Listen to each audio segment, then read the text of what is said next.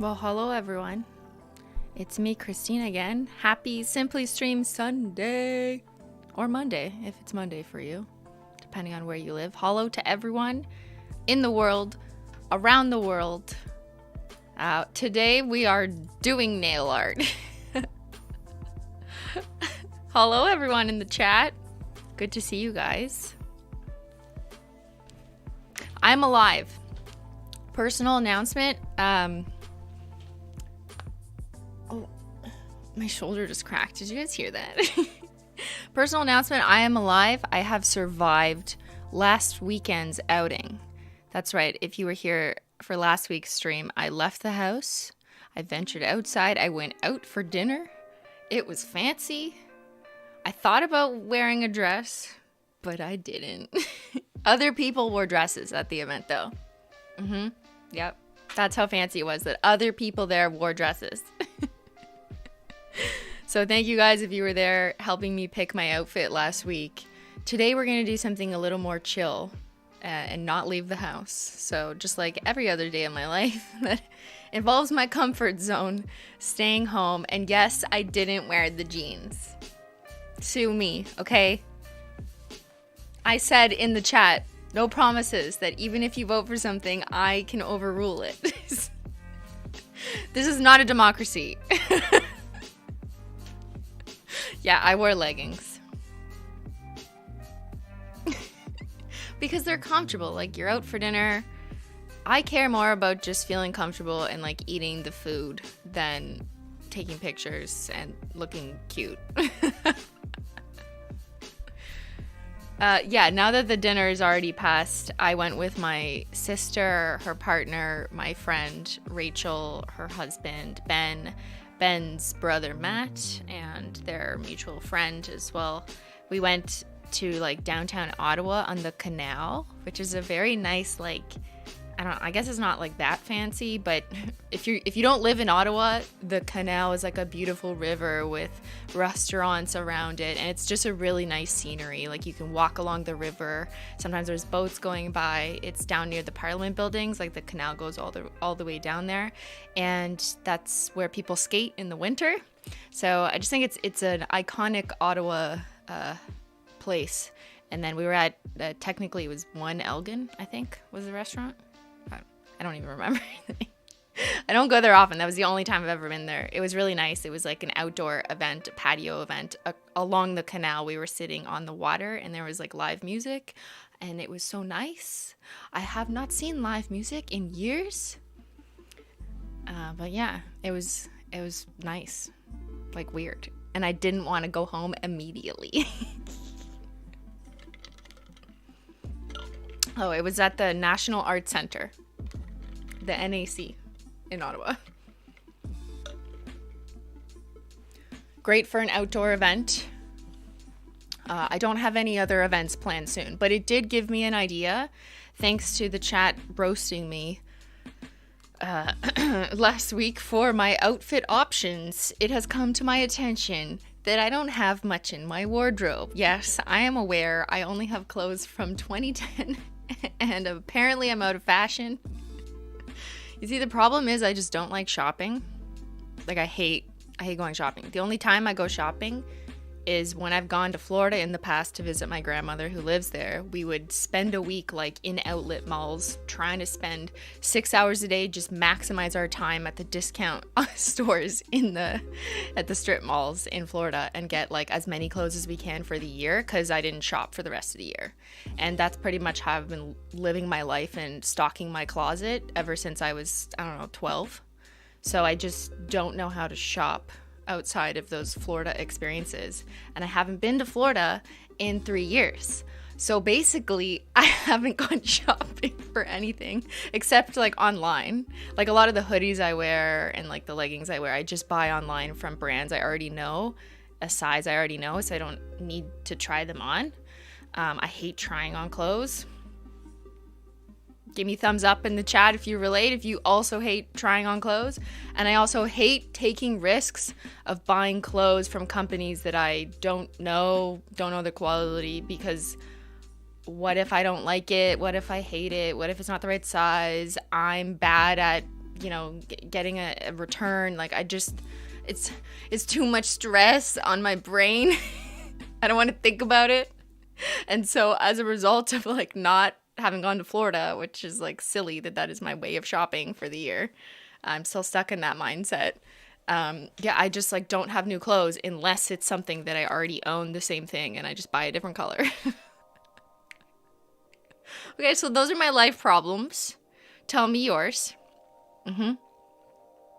Hate trying things on, but end up liking new things. Yes, TR Rose, I totally agree with you. Sometimes someone will like gift me something and I'll try it on and I'll be like, wow, it's like so nice. Why didn't I ever go look for this myself? I'm shocked that I like this.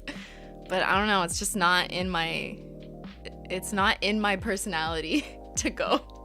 I don't care. That's the problem. Like on last week's stream, everyone was like roasting my wardrobe. And I guess my response is like, I don't care. I'm sorry. I wish I did. I wish I cared more, but I don't. Sorry, not sorry. Roasted. I mean, it's a good thing I don't like shopping, right? Because that could get dangerous if you like shopping too much. I do not want a personal shopper, chat. I see that suggestion too. Like, because I have money, therefore I should just hire a personal shopper who can like plan out my entire wardrobe. Yeah, I guess I could, but I don't want to. I don't want someone like picking through all the options, telling me what to wear every day and being like, here you go. And I know I don't have to listen to them. I'm not saying like they would boss me around. I just don't care. I don't care enough. Because I'm at home. That's another reason why it doesn't matter. Literally, like, pajamas. Foxy pajamas. My pajamas have foxes on them. Here. Oh. You see that? That's a fox with a crown on its head. My dad got me these pajamas like 6 years ago. I love them. Want to know a funny story? He got me these because he thought they were cats. They're not cats, they're foxes. I said, Dad, these aren't cats. But yeah, I just wear pajamas, hollow slippers, and some version of a hoodie, and it literally doesn't matter because when you don't leave the house, it doesn't matter. Except when you do leave the house. I know, last week, that's when I ran into a problem. So I've decided to never leave the house again. I think that's just the rational solution for me.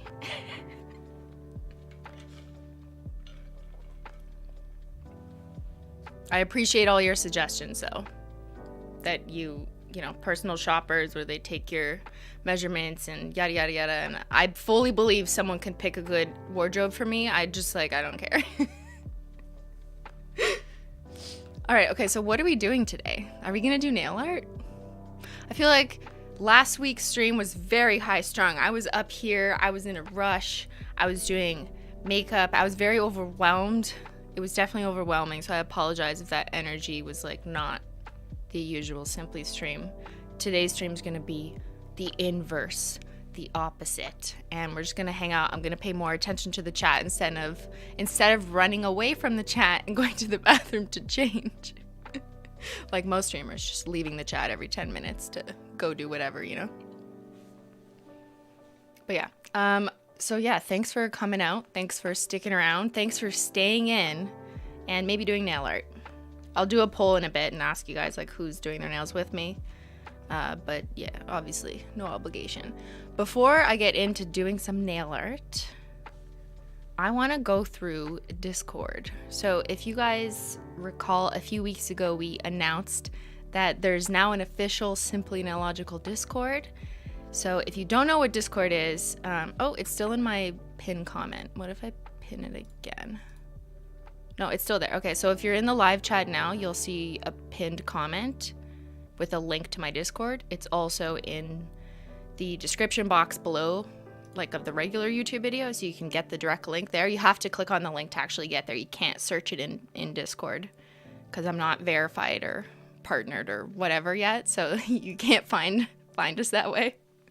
But it's basically like, I'm going to try and explain it for those who don't have Discord. If you've ever used like Slack, which is like an instant messenger, or MS Teams, maybe some businesses use that, or just any other instant messenger service that has like chat threads where a bunch of people can hop in and then talk about different topics in a different thread. That's what Discord is. I think it was originally made for like streamers in the gaming world, because people would game together on Discord. You can even like join chat rooms. But yeah, I use it for this community, and it's been really fun to share nail art, so people post their nails and paint with Simply. There's a chat thread for that. There's also a whole bunch of other threads. Actually, let me just show you, okay?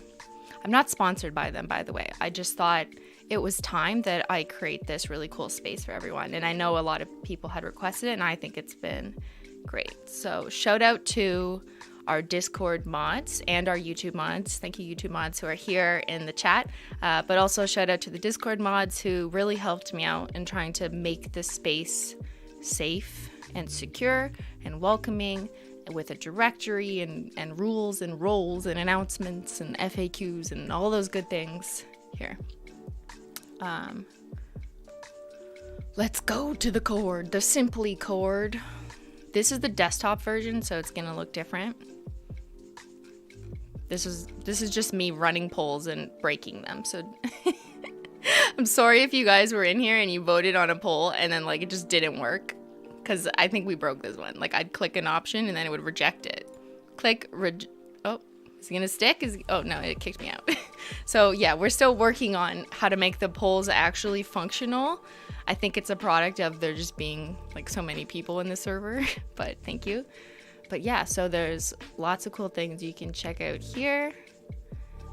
We've got Stream React, which is where you guys might be now. And then we've locked a couple threads so that I can actually show you. So apologies right now if they're locked, but you can go there later. We've got bonus track mixes, which I wanted to go through.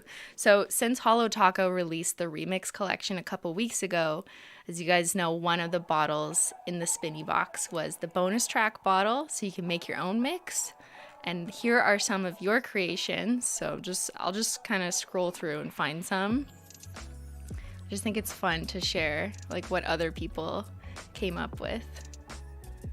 So we've got some recipes. There's lots of good recipes in here, which I think is so cool. Oh, look at this little minty green. What is this? I haven't actually looked through all of them yet. Purple slushy, magenta, jelly, pink fizz, lavender. Oh my god. They use like all the pinky purple ones. That's stunning. That's so pretty. I love that one. Nail oil? That's a good use for it. Oh, please don't mix this. This just looks amazing as is.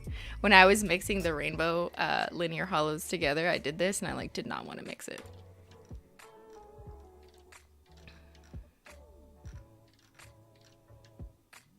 Yes, all the pastel linear hollows. 50 shades of grayish. Well, that's nice. It looks like a strawberry kind of color. So yeah, there's so many cool ideas in here. So I just wanted to take a quick... Oh, look at that copper. Full charge and red licorice. Like things I would not have thought of. To mix full charge, which is like electric green, it makes it like a coppery, like a brick hollow. That's so nice. You guys are coming up with such good ideas that you make me want to do more. Oh, I love the brown hollows. We definitely need like some brown in our lineup. I know that's one thing we're missing. That's beautiful. I don't even know if that's a mix, but oh yeah, heavy metal mixing. So stunning. Look at this. Please don't mix it. It looks so good unmixed.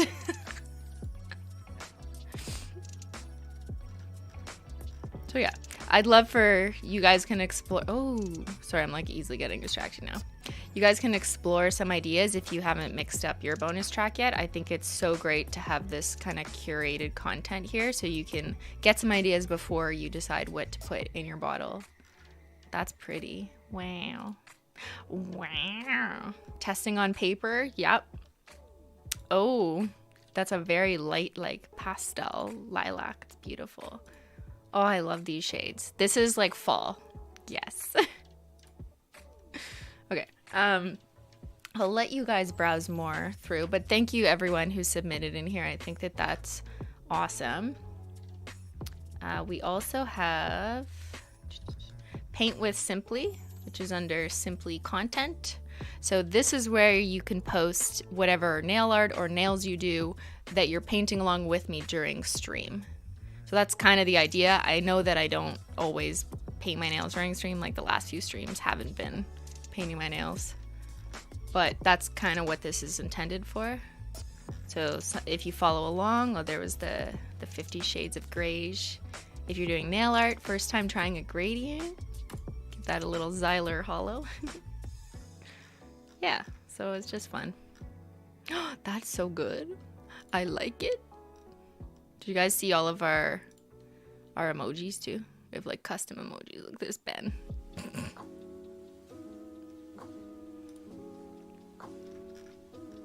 Anyways, when I'm bored, I go through here. I look for ideas. I look for inspiration. And it's just so fun. So yeah, welcome you guys to hang out in here. And yes, I am in here too sometimes. I'm in the chats. I see you. What a true streamer, I know.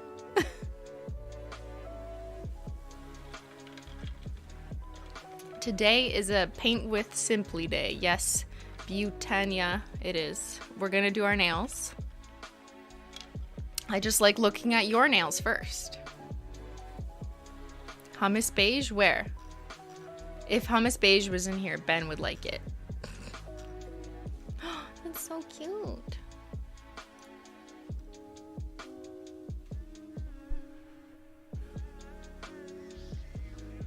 You've got time to be bored? Well, yeah. Yeah, so at night is when I generally scroll through these. Or sometimes when I'm on the treadmill, I'll just like look through.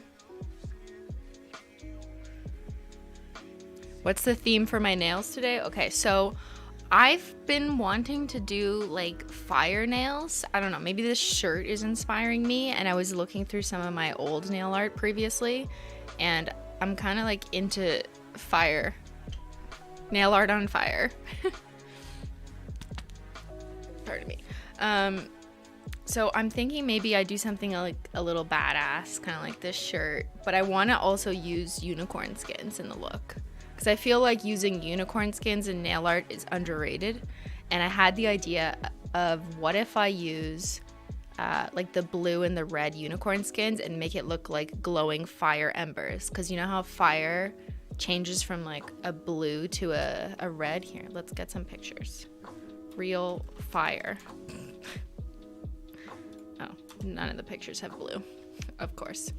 Hold on, let me show you. Real fire, okay? None of them have blue. You know how fire normally starts blue? This is what I mean. Okay, like this, kind of. Like this aesthetic, but that's not a real picture, obviously. But this is the aesthetic I want. I love this. And I'm thinking I could use Sonic unicorn skin, which is a blue unicorn skin, and Solar, and maybe some Lunar in between, which is like the yellow, to make this happen on the nails and make a gradient out of that.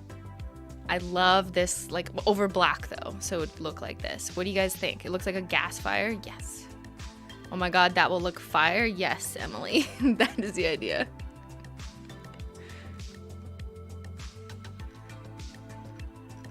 I'm trying to look for like one picture that kind of represents what I mean.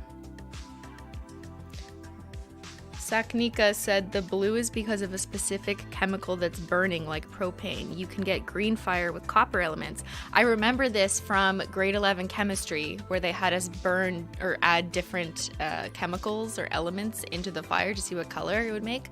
I love the green that you can make from copper. That was the best part of chemistry class. Like, what is this? This is clearly where you put one of those things in the log, like a color log that does that. I think I did that once at a cottage. But yeah, so if I do like blue to red fire, I'm just trying to find one picture. Basically all of these. I want all of these on my nails, but I want to do a gradient between the red and the blue. So it's kind of like fire and ice, but not ice, just the fire part. So cool. It looks like a true gamer aesthetic. And then after, we're going to play World of Warcraft. I don't even know how to play that game. I had a roommate who played WoW all the time, though. Does anyone play WoW?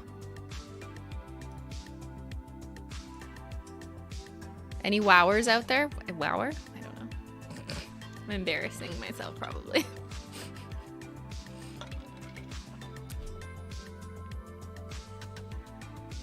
Wow. That's all I know is wow. No, I had a roommate who... Okay, they're not listening, and they've probably forgotten all about me. But they used to play WoW and Tibia? Tibia? Does that make sense? This is like 10 years ago. And they would have bots that would play for them while they were in class. I knew absolutely nothing. I don't like understand if that was allowed, if that was cool, if that was normal. But like that's just what they would do. I guess because the bot would help them like curate items or continue screen time so that you can get to different levels or get more perks. Like I could just be making this up. Yeah, Tibia and WoW, my roommates were obsessed with. Maybe they still are. Shout out to them. Bots is bad? Is it bad though? I feel like everyone did it, but I don't really know. I don't think they were competitive gamers, by the way. That's not what they were doing. To my knowledge, they were not like competitive gamers. They were just like playing in groups with each other. But I may not know what the fuck I'm talking about. Exposed. Okay, well, I'm not telling you their names, so.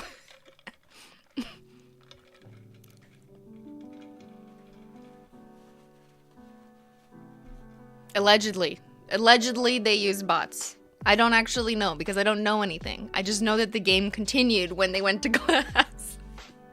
Okay, whatever. This is not the court of my roommates from 10 years ago. You guys like my shirt? Thank you. It's a hoodie. It's like a spandexy fire hoodie. What up, gamers? Today we're gonna play some WoW. You know what my nails are? WoW. The hoodie's from Lululemon, but it's old. It's like years old, so I don't think you can get this particular one anymore. All right, let's do our nails. Hoodies in the summer? Yes, because I'm always cold. Okay, so my nails are naked. Are yours? I look like Spider-Girl? Yes. Menchie's gonna kiss me upside down now.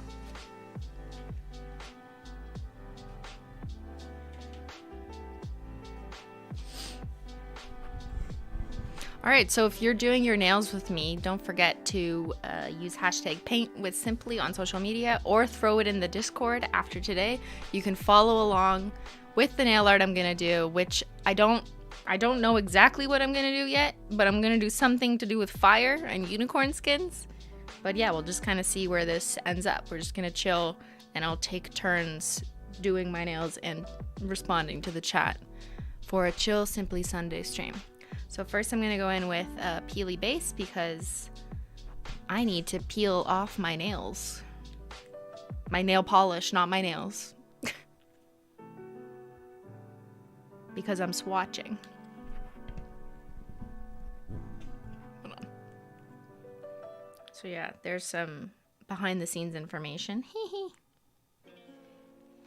I'm gonna have to sadly take off whatever I do by like tomorrow. Because I'm in the middle of swatching.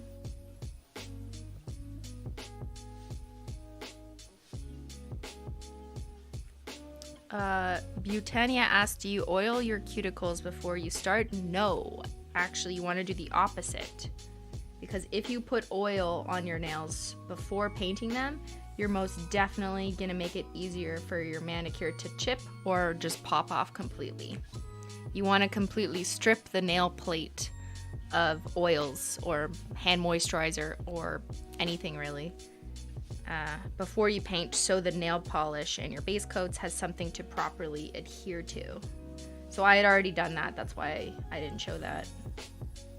But yeah, you actually don't want to oil your nails before. You want to clean them of oil, and you can do that just by like washing your hands, not moisturizing after, and or just taking nail polish remover, preferably an acetone based nail polish remover, and then just like taking a Q-tip. I'll fake it, like pretend I dipped this Q-tip in acetone, and I would just go like this and just kind of, you know, wipe the nail plate, get all the oils off, and then I'm ready to go. Yes, my nails are really yellow, as always, but I think they're especially yellow this week.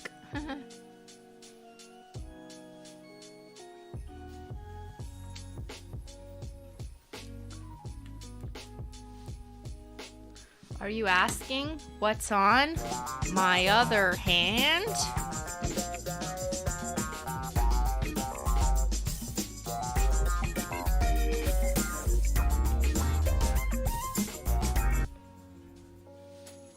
It is one coat black with Sonic Unicorn skin on top with a Glossy Taco. So just straight up Sonic Unicorn skin, which is this guy. Just looks a little pale blue, doesn't look like as much until you put it over a base coat, and then it totally changes and transforms. Which is kind of what I want to do with the fire. So when I did this just like randomly, sorry, it's Sonic Unicorn skin, Ben. I thought he pinned the wrong one. I was like, did you just pin Solar? Sonic, yes, it's Sonic Unicorn skin, which is the blue one. I think I was inspired to do this fire stuff from this hand when I just like randomly decided to paint this, because I'm like, that kind of looks like the blue part of the fire, and what if I also did the red part of the fire, and then my nails would be on fire. So we call them unicorn skins because, you know, they're harvested ethically, of course, from the unicorn. Their skin grows back, not to worry. And they're like iridescent flakes that are translucent, so you can see through them, which makes them so cool. I'm still waiting for Peely Base to dry, so. Kirsten asked, does it feel weird to have your nails on your other hand be shorter? Yeah, good point. I always keep my nails on my right hand quite a bit shorter, in part because I use my right hand to do things in life. So I can keep my left hand like perfect model status, you know, she is the swatcher, she is the star of the show. So yeah, for some reason also my right hand has like eczema and my left hand doesn't. Like you can see the skin here is kind of dry and crackly, and there's nothing I can really do about that because it's part of just, you know, eczema, which you can't exactly cure. Moisturizer doesn't help. Thank you, Linda, for your suggestions, but it's not gonna help. I mean, it helps make it feel a bit better, but it's most definitely not gonna cure it. So my right hand is unfortunately cursed with perpetual eczema my entire life. My left hand, for some reason, is not. So it has kind of just become my swatcher hand. And as a result, I keep my left hand a bit longer so I can take like the nice nail pictures. And then this hand, I just keep shorter, kind of care less about it. And I just use it to, you know, open doors. Open packages. I mean, I use knives and tools to open packages, but if I had to use my hand, I kind of just use my right hand for everything. I feel like other nail artists or nail swatchers definitely relate. They have one hand that they care about so much and they like never use to do anything except the nail art, and then the other hand they just don't give a shit about. Yeah, the life of the reject hand. That's why it's my other hand, because it's a joke that like, who cares about the other hand? What am I swatching?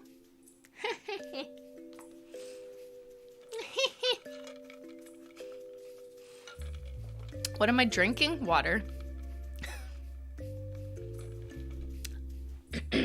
I am swatching an upcoming HOLO Taco collection.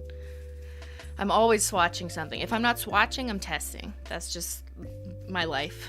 You just don't get to see it all the time, because if I showed you all the time, you would think that something is coming out tomorrow every day. And that's why it's so hard on stream, because if I tell you, like, well, I'm obviously going to tell you exactly what I'm swatching, but even the fact that I'm like mentioning, yes, I'm swatching something for HOLO Taco, it's going to make people think, oh my god, something's coming this weekend. No. No. It takes a long time for me personally to swatch collections. I like to take my time because it hurts my back, it hurts my arm. I'm a 32-year-old lady, and also just for time planning and time management, I cannot do between 5 and 10 swatches in one day. It's not happening. I did it once, or I did it a few times like 5 years ago when I was a new swatcher, but it's absolutely not today. So I typically only do like 2 swatches a day, not because it takes me 12 hours to do 2 swatches, but because it's not good for like your neck, your back. You're like this, you're posing, you're trying to get the right shot, you get the lighting. It's a lot on my body and my mind to do so many swatches, so I limit it to 2 per day. That's it, and then I try and space it out. So typically it will take me, like a few days, maybe up to a week, to complete all the swatches with different versions. Maybe I have different combos I want to showcase. Maybe I want glossy versus matte taco. And then there's also taking pictures of all the other things involved in a collection, like the collection box and the macro nail shots. Like, I just take those on this middle finger. Bottle shots, spill shots, and altogether that takes me a few weeks, not full time. I obviously like split that up into a couple hours every now and then, but ultimately several weeks is how long I will spend. So just because I say I'm swatching something doesn't mean something's coming out next week. That's all this long disclaimer was for. Okay, I'm gonna go in with smoothing base, which you don't have to do. I'm using 2 base coats here because, why am I using 2 base coats? Because I've kind of gotten used to doing peely base and then smoothing base, because my nails are pretty raw. Like, here, let me see how far I can get you zoomed in, give you an idea of. So do you see how there's like a little bit of dimpling in my nail? Especially the ring fingernail.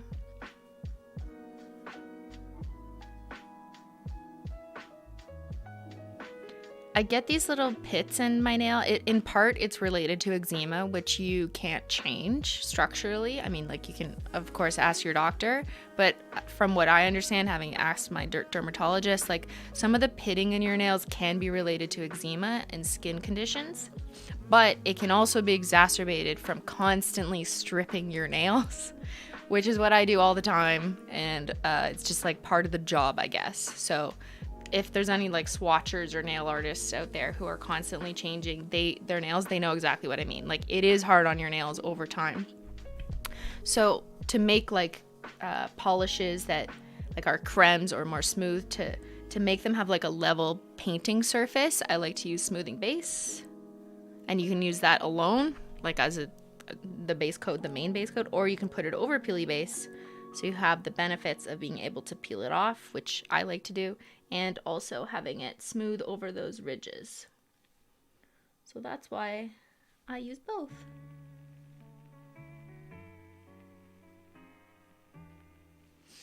The Menchie hair. People also use smoothing base to even out the discoloration sometimes on their nails. So it adds just like a little bit of a beigey tint. It's translucent. It's not like it's not really a color. It's kind of like a jelly tint, if you will. But it can kind of correct the color imbalances. It's like a BB cream for your nails. I wouldn't call it like a full-fledged foundation or concealer. It's not opaque. It's why don't you use Twitch? I don't know how to use Twitch. I watch people on Twitch.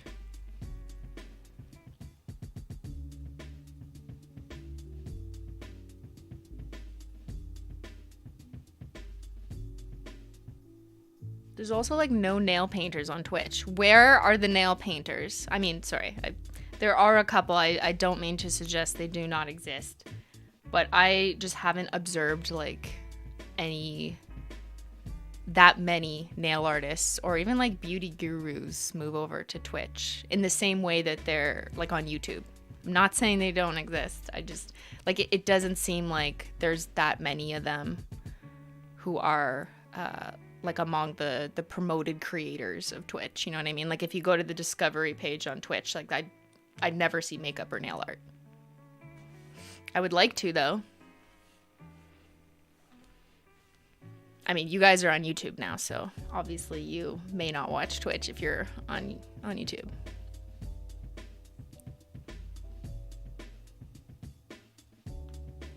It's a gap in the market.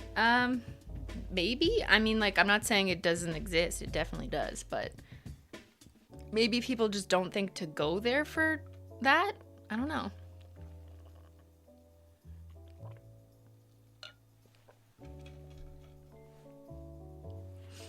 What are your guys' Twitch creators you like?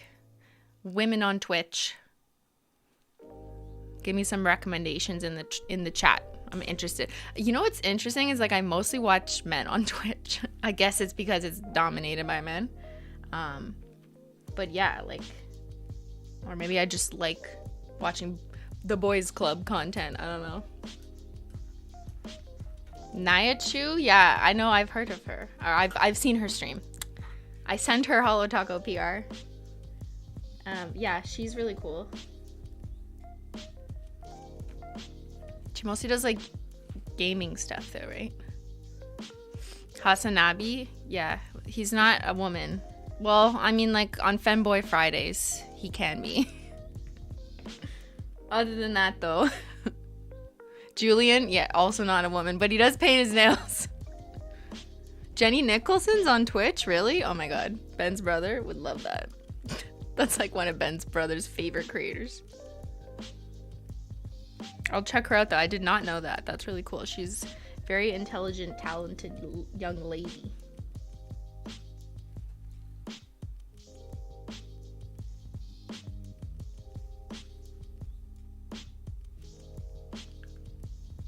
See how much less yellow it is with a little bit of smoothing base? Not that yellow nails matter.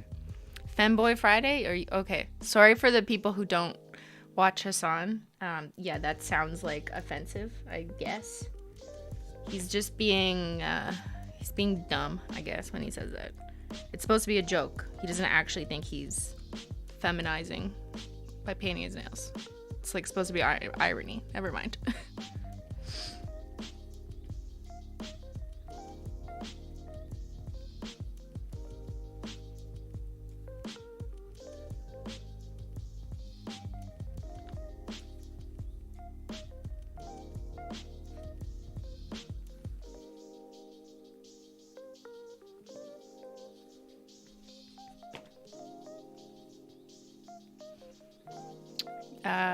Dominique says, I mostly like smaller streamers except you.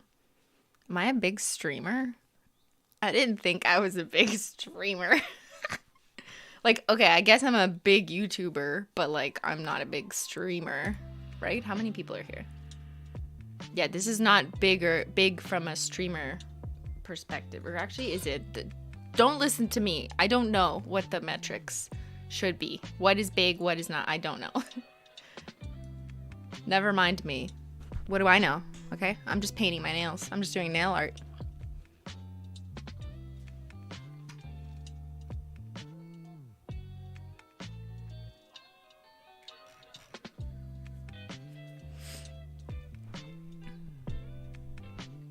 It's a lot. 4,000 is a lot. Yeah, okay. It's a lot. Sorry, I didn't mean to suggest it's not.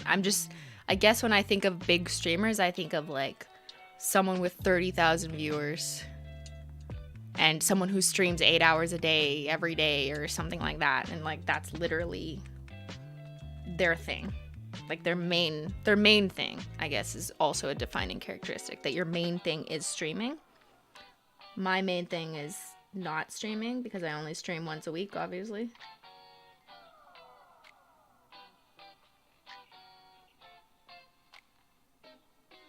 Do you guys think I could stream for 8 hours a day every day? What would I do? Like paint my nails on repeat?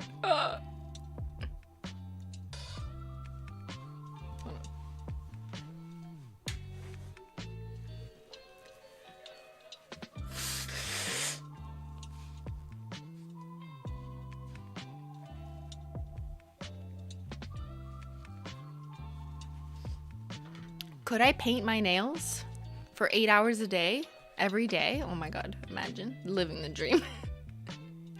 I feel like I'm totally way more comfortable with streaming now, to the point that I could, in theory, just, you know, do my thing, swatch, edit my pictures, whatever it is I need to do, and stream it and like be totally cool about it. It would just be way more boring for you guys.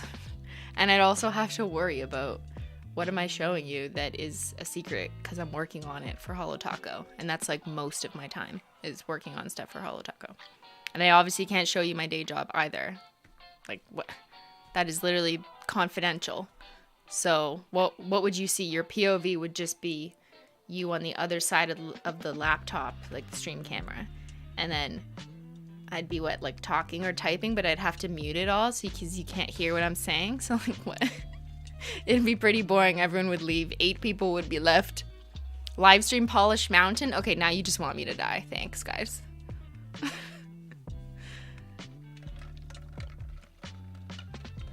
If I ever live stream Polish Mountain, I will be asking for donations. With that kind of torture? I'm not doing that for free. Make a garbage bowl on stream. I could do a cooking stream. Yeah, I could do a throwing food in a bowl stream. Ben can do the cooking. I've seen some cooking streams or like baking streams on Twitch. Cutie Cinderella. That's a woman on Twitch. She has some like baking streams, so I've seen that. So maybe I could do something like that, except I can't bake. As you guys know, if you've ever seen any of our Simply videos where we're baking, SimplyStatsLogical, it's mostly Ben doing the work, Ben reading the instructions, and me potentially burning down the house if I put wax paper in the oven. Don't do that.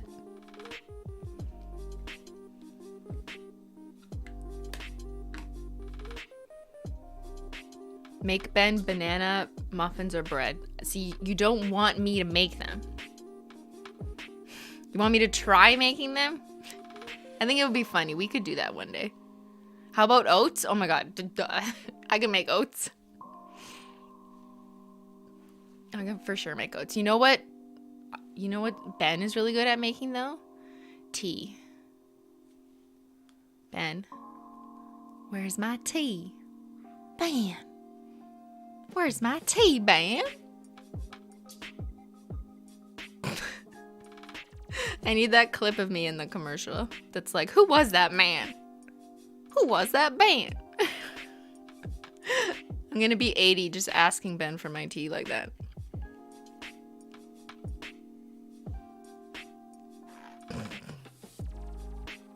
I can hear him turning the kettle on now. That's right. Good boy. A workout stream? That's a good idea. I've thought about it. I thought about like how that could be fun. But I don't know, man. I don't know how comfortable I am with that. Like, I've gotten way more okay with sharing workout stuff on some of my stories, and then I have my Instagram, SimplyFitLogical, specifically for that, for the people who, like on Simply, didn't always want to see it. I made another account for the people who did want to see it. But yeah, I have an Instagram, SimplyFitLogical, where I post some workout stuff. But I don't know if streaming that's like a good idea. Like, I think it's great for the majority of my audience who like actually wants to see it, or I don't know, work out with me, or just find it inspiring. But I'm also a little nervous about what else that might attract, if you know what I mean. Not that I think that's really a big risk for me, Simplynailogical 32-year-old lady, let's be honest. Okay. But yeah, like people can get weird, you're right, like, but I don't know, like, but like people are always weird. What are you gonna do? Whatever. People are weird to me every day, even though I'm like fully dressed in a sock. People are still weird. There's nothing you can do. I've gotten really good at like not giving a shit. But I don't want that weirdness to make me feel like I can never do something like that if the majority of my community would like it and it's kind of fun or I want to do it. So yeah, you're right. I'm thinking about it. I don't know. Tutorial of how Ben makes tea. I feel like that would make a lot of sense if he was streaming. He could title the stream "How I Make Christine's Tea." Everyone would tune in. I'm joking. I would tune in. I would donate. Max donos from me. T-Cam, yes sir.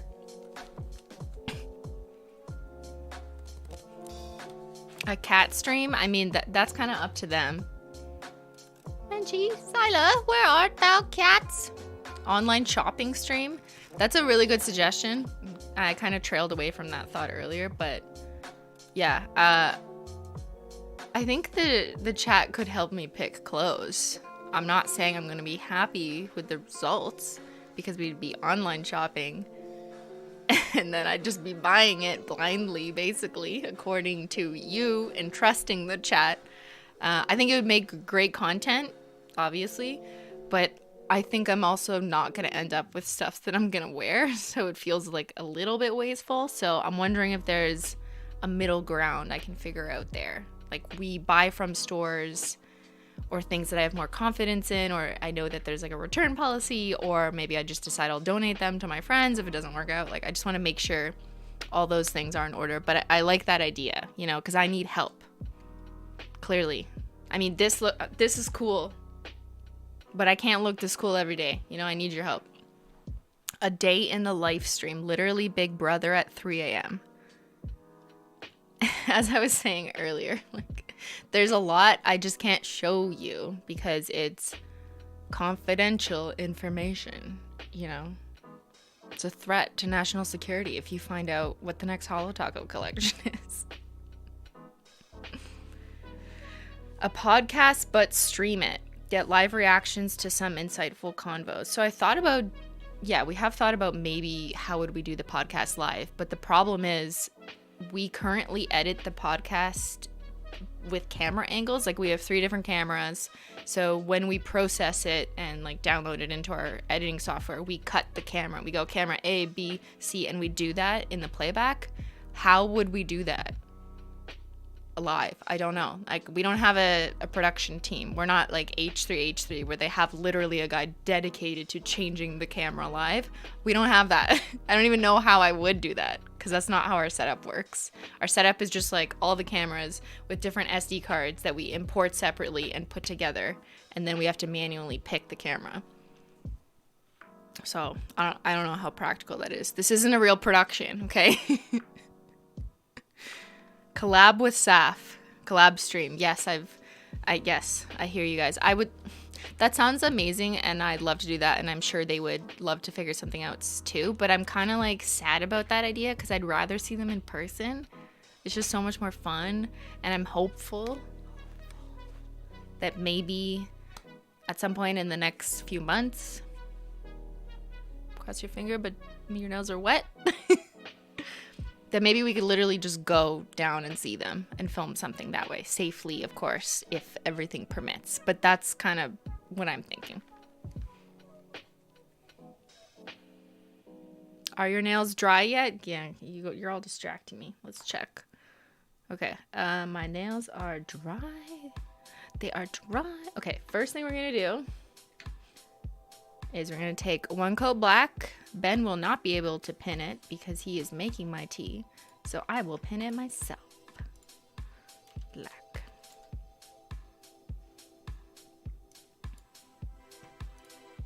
So this is the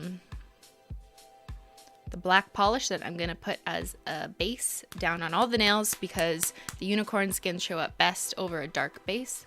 Beyyyyn is here. Tea. You got my tea? Can I have some? No. Make your own. Hello. Did you want to see a band? Safe Logical. This is so calming. This is a chill stream. I like it. Well, you're on it. You're on it now. It was better before I was here. Chat says hollow. Go back to your mod desk.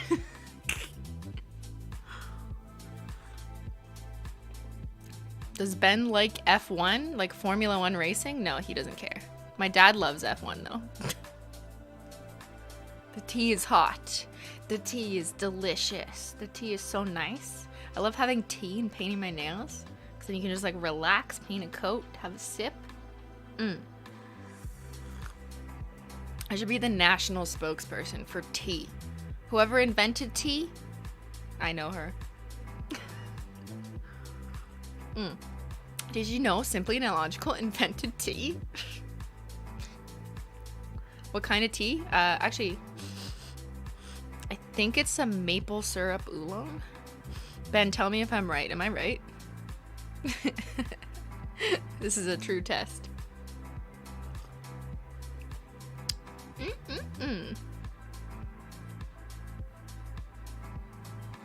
We love tea. We love to tea. It's correct? Yes! What do I win? I don't know. I win more tea. What do you recommend when you're sick? Oh my god, don't get me started on all the teas. A peppermint tea with honey. If you want the menthol. Sometimes the menthol's a little bit too much, so you could get like a honey ginger tea or just a ginger tea. Or just like a basic green tea, but add honey. Lots of honey, like an entire giant spoon. I love creamed honey because it's like a little thicker, but it's kind of up to you. Love that stuff when you're sick. Tea stream? Okay. We'll do a tea stream one day. I have to think of drama I can talk about though on the tea stream. Because how can you have a tea stream without talking about drama? Okay, guys, we were painting our nails.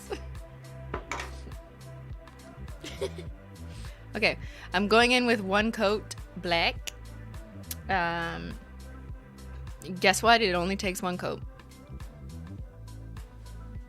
I like to have my acetone ready and prepared just in case I need to do a little bit of cleanup. Which you want to be prepared to do that when you're working with a dark color, especially a good pigmented dark color, because it can stain and you want to like get rid of it quickly with the cleanup brush. So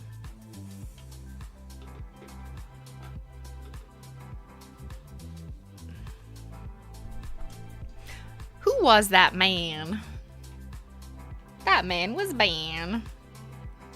Okay, I'm gonna stop with my southern accent. I know I said southern wrong, okay? The whole chat later, I wasn't reading it at the time, but everyone hates the way I say southern. I know it's southern? Southern? Fuck.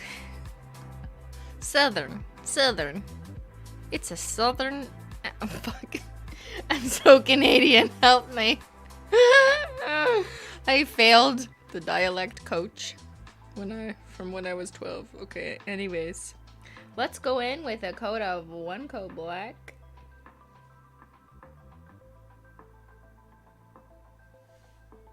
There's a Menchie hair. Does not come with the product. It just comes with my house.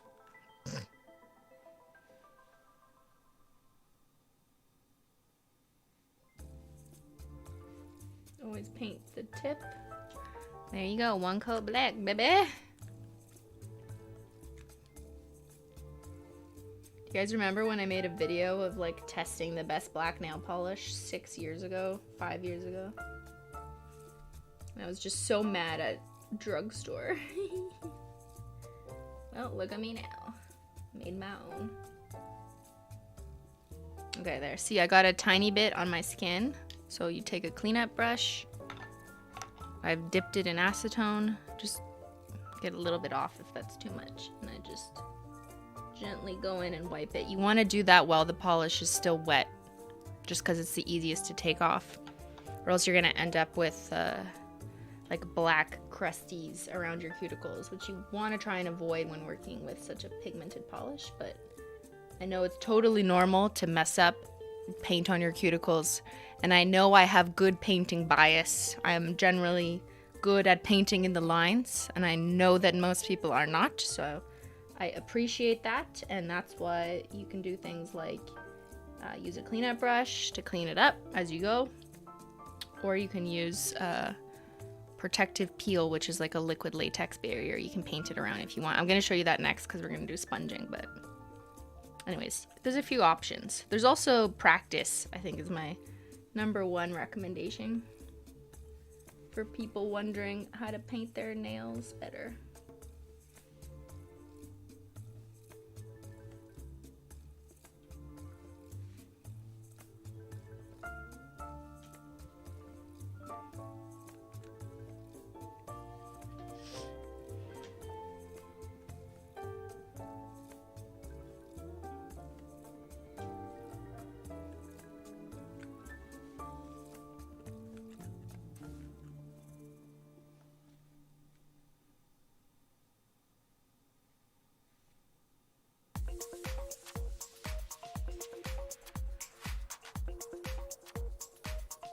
Who's painting their nails with me today? Should I run a poll?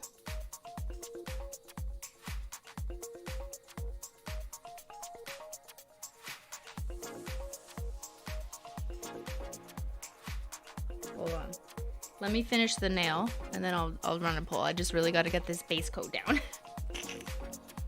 Let's do the thumb. Let's do the thumbnail.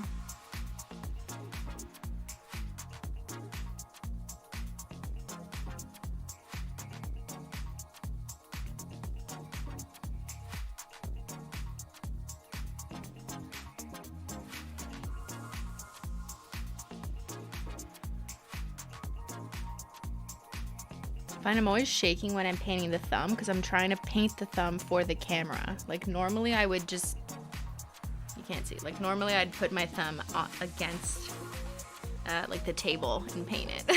But then the camera can't see it, so I'm trying to do this for camera, but then also like that's why I'm shaking because I don't have anything to put my thumb down on.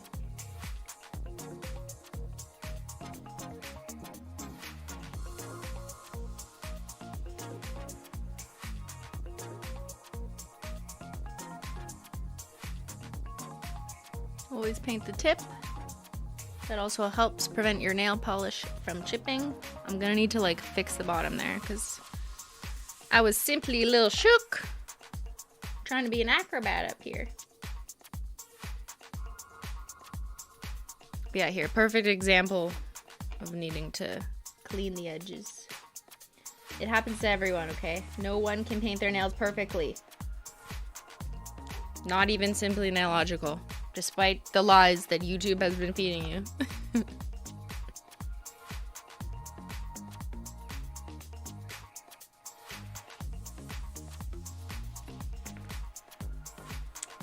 Do you ever change your nail shape?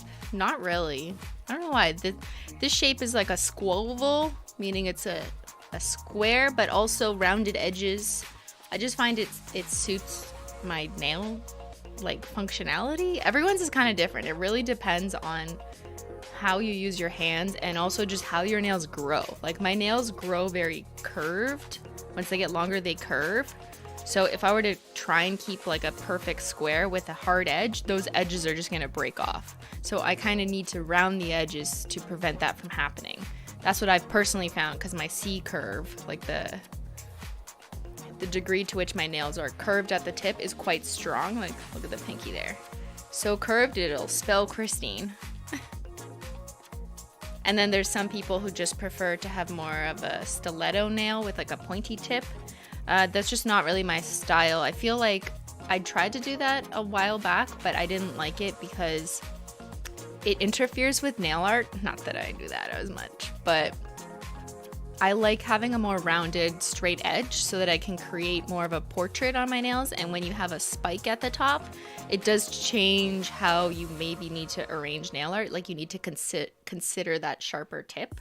But like, whatever. It's kind of just up to your personal preference and also up to what is best for how your nails grow. Because some people's nails just grow better or they grow in a direction or like the tip rounds too much, so they have to round the edges. Or maybe your nails grow really wide and flat, so a square nail is just better.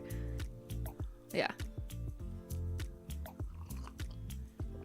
Or if you're always prone to breaking like a tip or an edge, maybe you do want to round them out. Maybe the squoval or the almond shape is better for you. So I find like experimenting with that to find like where your nails work best so that they break less is also part of it. Like, I'm safe with the squoval. I'm not going to break tips this way, but it's not for everyone. Some people need to be like more rounded to make sure that they don't have breaks.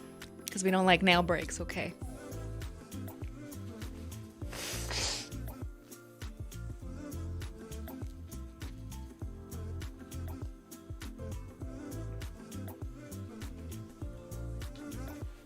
Hello. What tea are you drinking today, chat? Sorry, the chat is asking me. I'm drinking maple tea. Now that we've done the first coat of black, I'm just gonna like go in and inspect, because even though you guys saw that apply, like, I'm really picky, and if I missed a tiny bit on one edge, I'm gonna be so annoyed. And I always miss, because my nails are so curved, like a tiny bit on one side when I'm painting for camera, because I'm painting away from my face for camera. You know what I mean? Okay. No one knows what I mean except like nail artists and people who film it. But I'm gonna just fix one tiny thing here.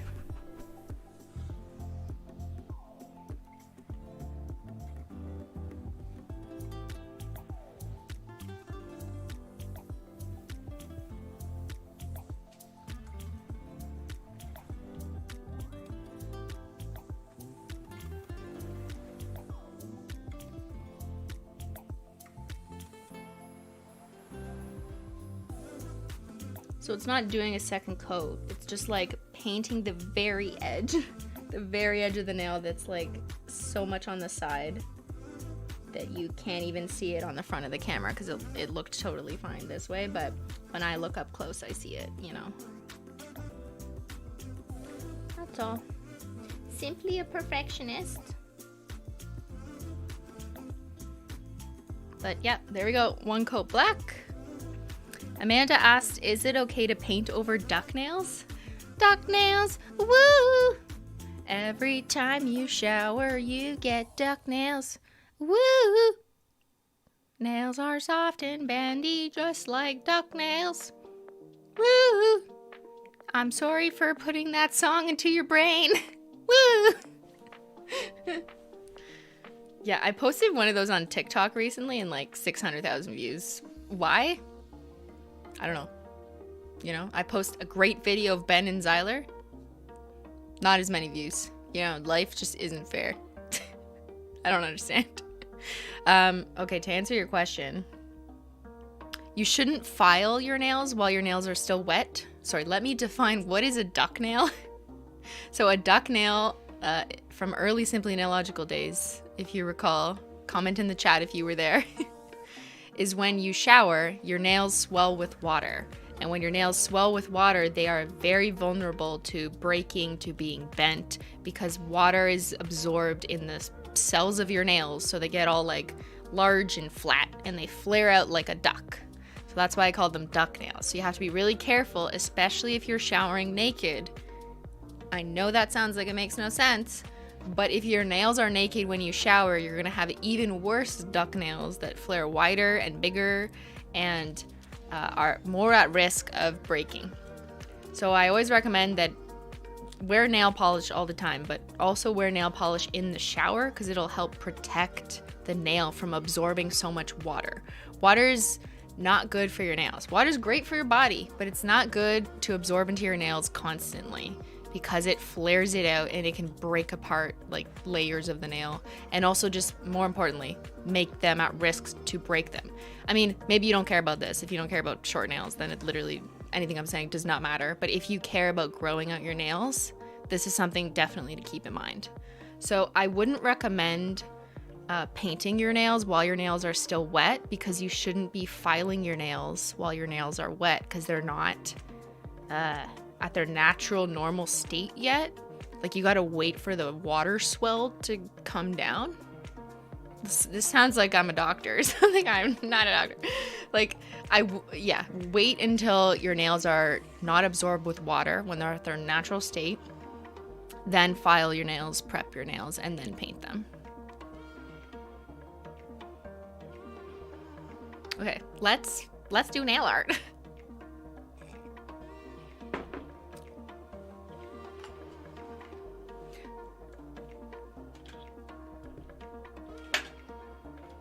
So my thinking is I'm gonna do a gradient, ultimately a gradient of, not this one.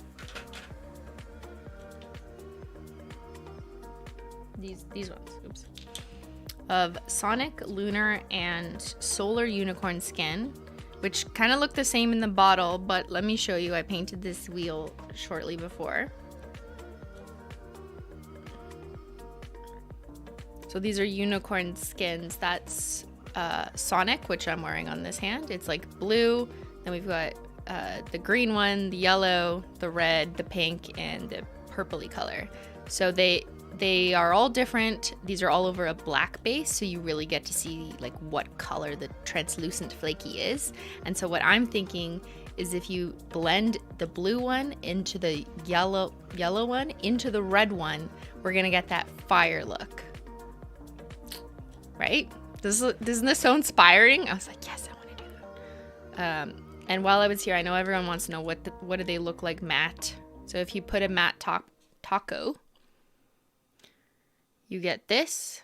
A matte top coat taco will mattify the unicorn skin flakes, and then you can really see the outlines a bit better. So it takes away the shine naturally, but it also gives it a really cool, like, more mysterious, I want to say like sophisticated vibe.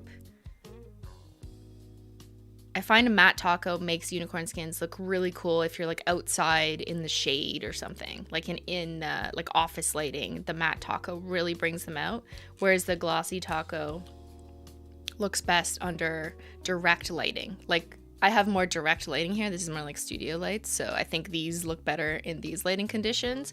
But for everyday life, I do think that a matte taco really brings out the flakes and of the unicorn skins. I mean, they all look cool. They're all like a totally different mood. And yes, you can put it on a naked nail. This is just like a white swatch wheel, so it wouldn't really have showed that. And then these are just the HOLO tacos, in case you're wondering. That's flaky, scattered, linear, glossy taco. And then I did make them matte. Everyone always asks what HOLO looks like matte. It kind of looks like nothing. It just looks silver. Matte HOLO is no fun. If it's silver. If it's a color, like you'll still see the color, but you can see that it really did take away all the HOLO. So the rule is glossy over HOLO, you'll maintain the HOLO, but matte over HOLO, you'll kill the HOLO. Glossy over unicorn skins, it'll make them shiny, and glossy over unicorn skins, you can still see the color of them, but it's like mattified, so it still works. A lot of experimenting, you know. There's the wheel. It's the wheel of fortune. Pat it on my head. Okay. So what I'm gonna do is a gradient of these three, which I know will land on blue, yellow, red over black. What should I put over multichrome? Asked Sarah. You could do whatever you want. I think like glossy is the classic way to look at a multichrome, but a matte taco over multichrome also looks pretty cool. Okay, I'm gonna get going and paint my nails. Hashtag don't kill the HOLO. Yes, fairy daydreams.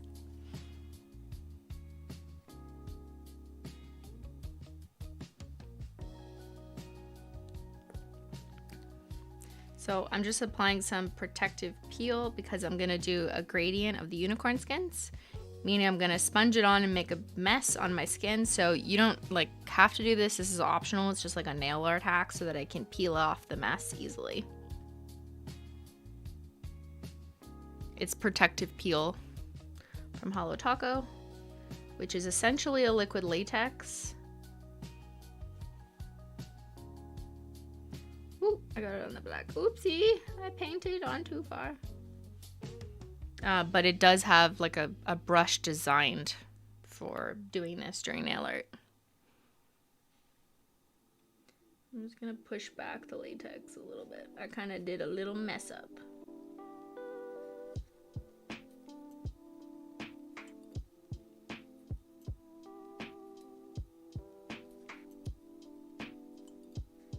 I just don't want it to peel up my peely base. Oh, manual focus, okay. All right, I put manual focus on, so hopefully that will stay focused.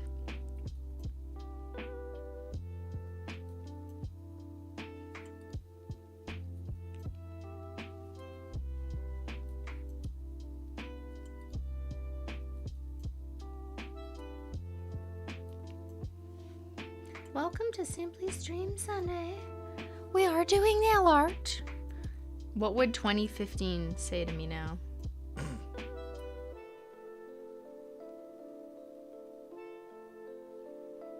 Why do I always need to go to the toilet when I paint my nails? Yeah, so go to the toilet before you paint your nails. That is a strategy. You know what I also do, although this may not be practical advice for most of you who paint both hands the same, but because I tend to paint just one hand at once, like I just go to the bathroom using the other hand, and it's kind of like a skill that you have to get everything done with just one hand.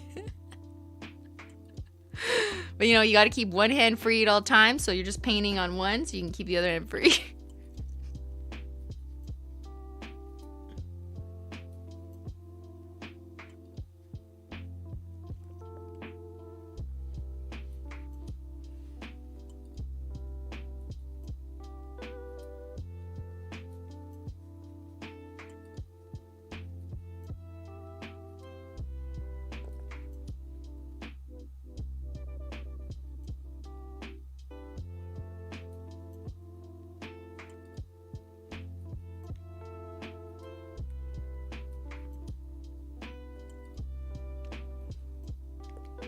Also, if you're using a liquid latex product like I'm doing, I really recommend like loading it on.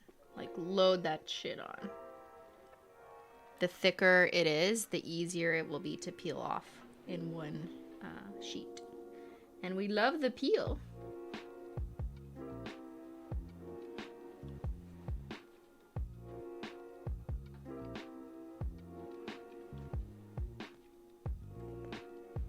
Oh, yeah, someone had just asked, how do you peel off the protective peel easier?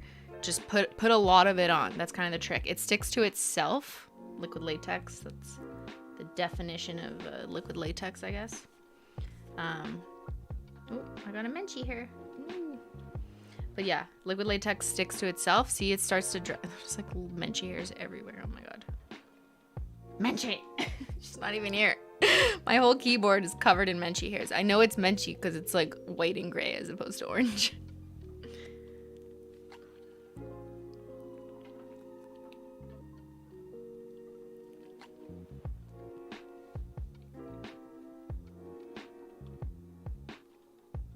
But yeah, liquid latex, thicker equals easier to peel off.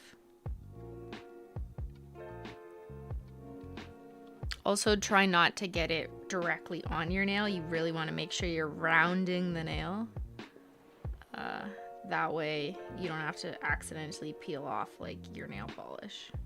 I kind of got it a little bit on my nail. Whatever, we gonna touch it up. It's fine, everybody. We got this. We got this! Are there more kiwis in here than normal because of lockdown? What is a kiwi? What? What fruit? What are you talking about? I don't understand. Is that an Australia thing? Pardon my Canadian. I don't know what's going on. Yeah, Australia's in lockdown, right? I don't know. I feel like I've been in lockdown for 2 years, so I don't that word means nothing to me anymore. Except for that one time I went out to dinner, which will be, I will remind you of for the next 2 years of my life. Oh, it's a New Zealand thing? That's a cute name. Kiwis. Is that because there's lots of kiwis in New Zealand? I don't know. I've never been.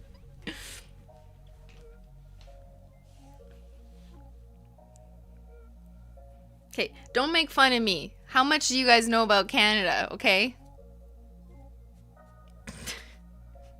It's okay that we don't all know everything about each other's countries. It's a bird? Oh.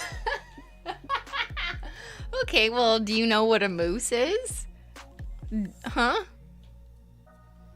You probably do. It's too stereotypical to not know. Do you know what a loon is? It's not a fruit. It's also a bird.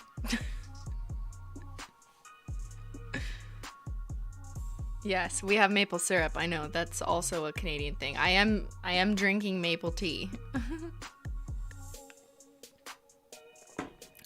All right, we're letting protective peel dry, and as she dries, she turns kind of clear. So there's still a little bit of wet there, but I'm good to go on my pinky finger. So wait until protective peel or whatever liquid latex you're using is dry to then start sponging, because you don't want to do it while it's still wet. So to prepare for the next step, okay, stop making fun of me. Do you know what a moose is?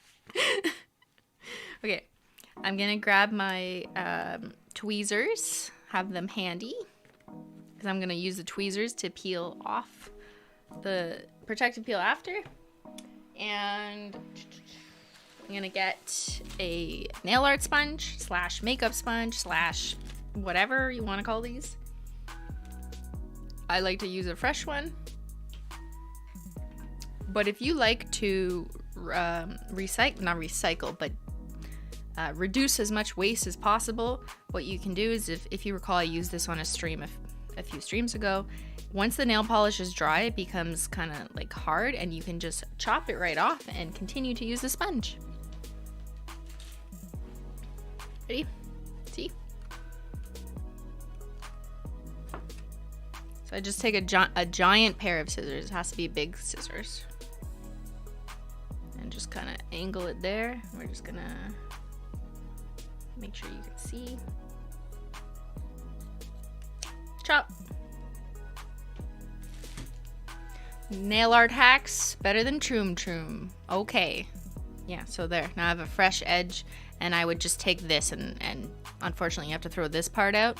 You can't reuse the part that is has hardened nail polish because it just dries like hard, but you can continue to use the sponge until you're done with it, so you can get several sponged on gradient manicures out of one of these sponges. And that is a nail art hack brought to you by Simplynailogical. Oh my god.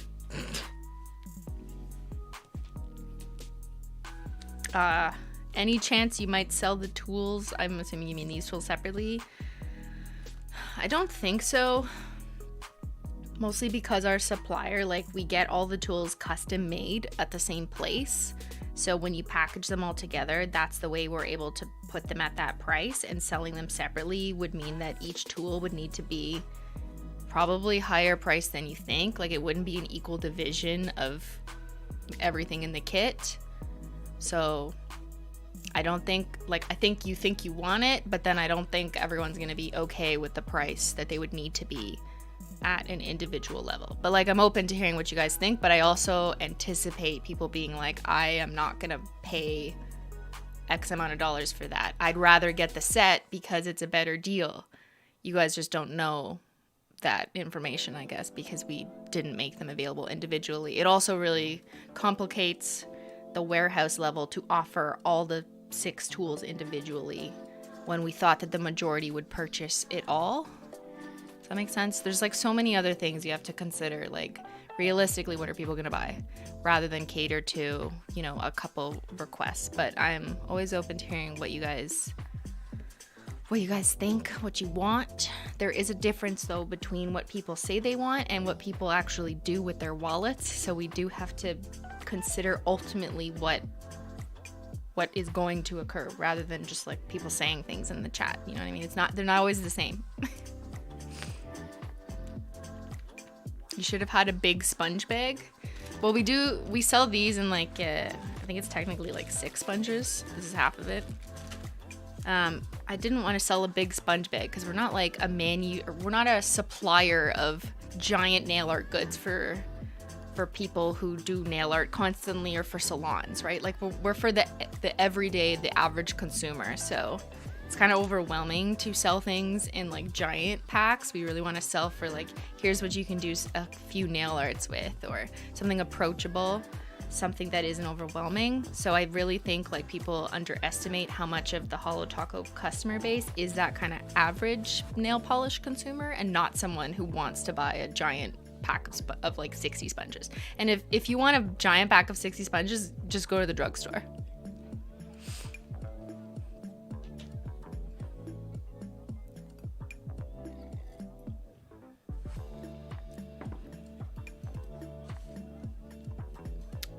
Okay, what am I doing? I'm actually going to use I'm going to use a different sponge. Once the sponge gets like this wide, I don't know, it's kind of weird. Actually, maybe I'll cut it this way.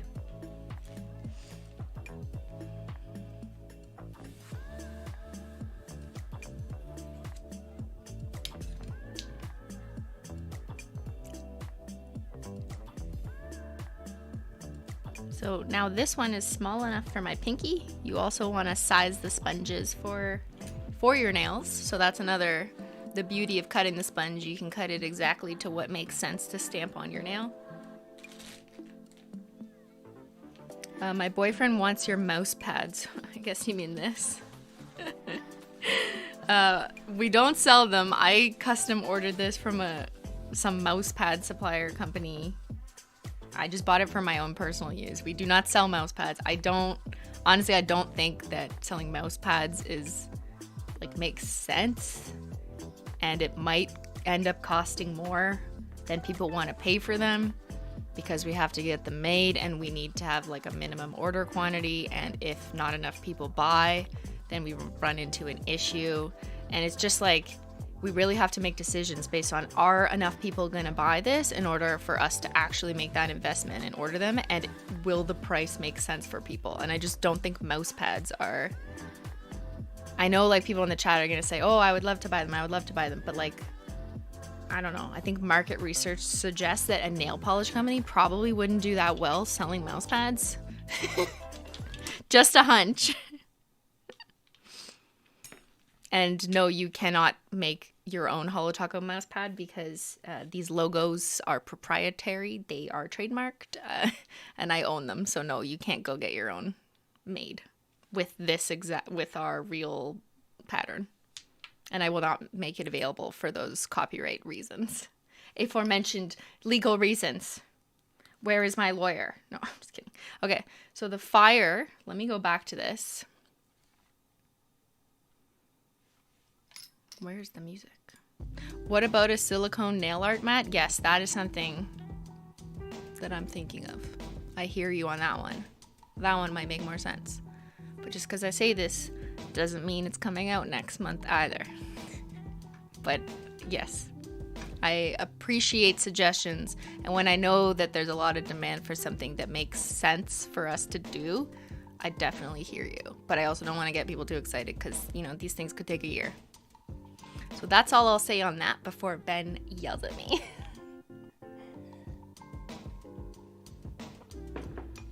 All right, so I'm gonna do this to my nails. What do we think?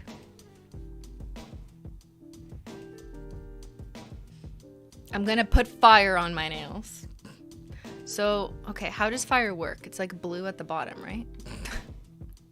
I'm a dumbass. How does fire work? Miss, what is a picture of fire? It's blue at the bottom, right? Oh my god, please just show me a normal picture of fire. It's blue at the bottom, right?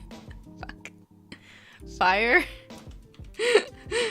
Realistic. I need a reference photo. You gotta be kidding me. Blue is the source where it's hottest, right, chat? Look at a lighter fire. Lighter? Fire. Like a burner. You mean like a burner fluid? Yeah, there. It's blue at the bottom. Okay, just checking. I'm just checking. It's like that. Kind of. Not the best picture. Ooh, that's sick. Wow. Oh yeah, you can buy like these things. Okay, I don't know the source of this, but all right, that's what we're gonna do. So blue at the bottom. Always check your facts before painting on your nails. So I'm gonna go blue, yellow, and then red unicorn skin.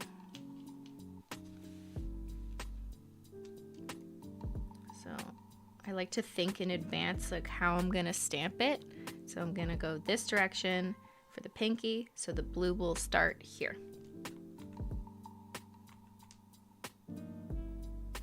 And with the unicorn skins, it's kind of hard to see what they are when you're applying it on a white sponge, because you're just like looking at, what am I looking at, right? It just looks like not much iridescence over white.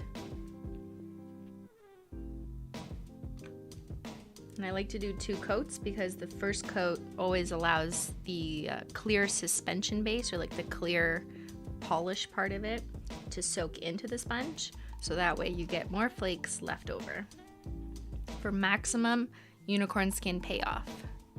So there's our sponge. Doesn't really look like much, but now let's move that because it's annoying me. Dab, dab, dab. Ready? Yes. Damn. Dab, dab, dab. Make your fire fab. I might try a challenge and like paint one with a fire silhouette, but for now we're just gonna do this. I am gonna do 2 coats because I really want to pack it on, but like, yes, this is what I want.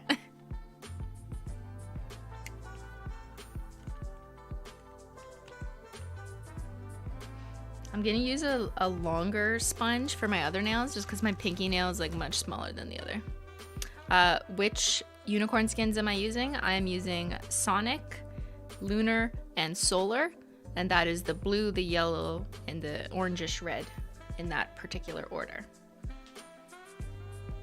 The skins always show up. The skins, this sounds more violent than it is. The unicorn skins really show their color the most over dark colors, so I recommend trying them over black. Like, that's how you get this effect. Like, yeah.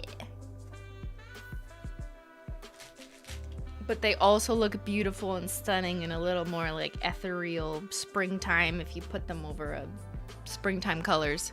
But personally, my aesthetic is like this shit. Like, I want the badass and the sparkle. Yeah, you did not expect it to show so vibrant, right? This is just 1 coat of Sonic Unicorn Skin over black. That's it. And it's like, wow, which professional nail salon did you go to, ma'am? My house. My house. Okay.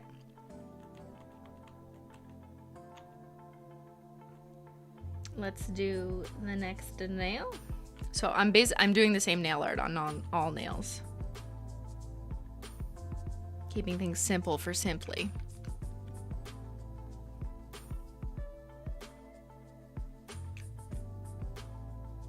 On this chill Simply Sunday. So just a reminder, if you're painting your nails, you can use hashtag paint with Simply on social so I can see. I don't know if you guys are gonna copy or follow along with my fire nails, but that's always so cool to see.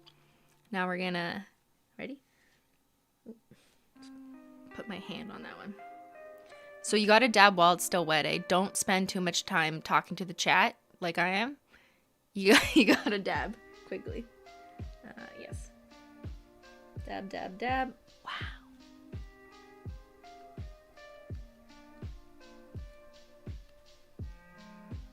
I missed a bit of blue at the bottom. I didn't put quite enough on, so we'll go back in for a second coat. Oh yeah, I never polled people. Okay, let me poll you guys.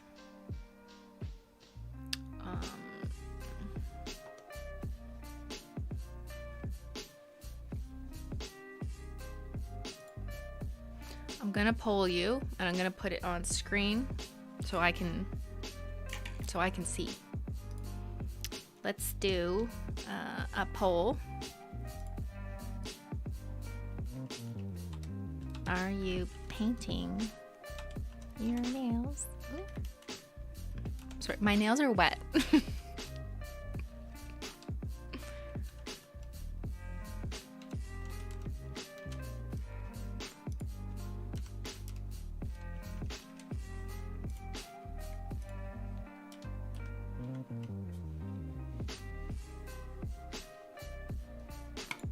All right, polls up.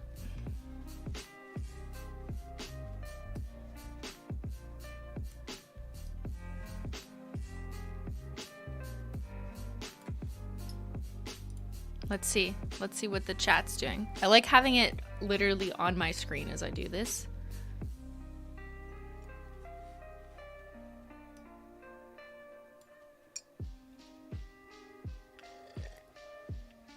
You know what's interesting though is like not that long ago I polled the podcast audience on SimplyStatsLogical how many people paint their nails. And I was pretty surprised that I think it was like 54%.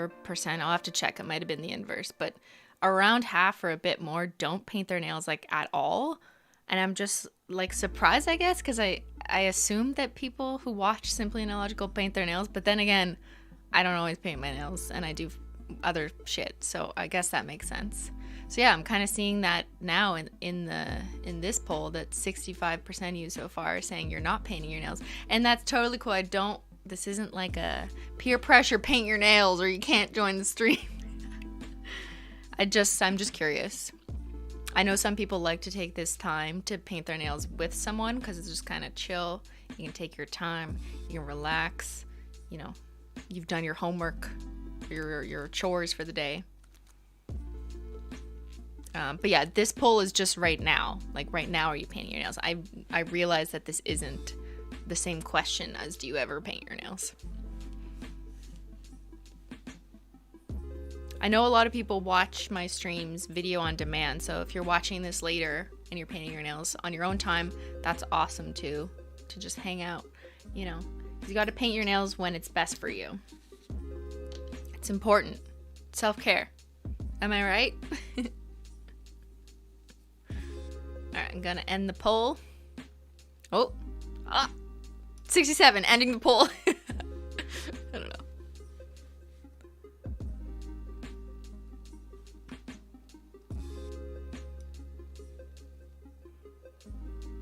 There you go. Alright, so only a third of you are painting your nails with me. But that's totally cool. I'm happy to have you guys here. And I guess I'm kind of like wondering, maybe for those of you who aren't painting your nails along with me, what do you enjoy about the stream? Do you just like watching someone else paint their nails? Do you like knowing that maybe I'm going to talk about other things other than nails because like you don't really care about the nails? Do you just want to see Menchie? What are your motivations? This is social science research. The vibe? You like the vibe? You like to hear me talk? I can't relate to that one. I hate hearing myself talk, which is why I stream now instead of making as many videos.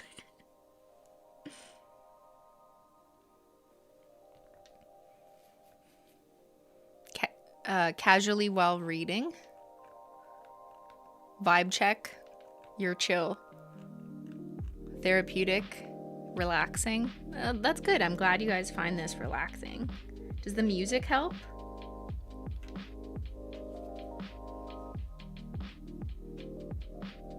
It's still pretty crazy that there's 1,700 people painting their nails at the exact same time as I am.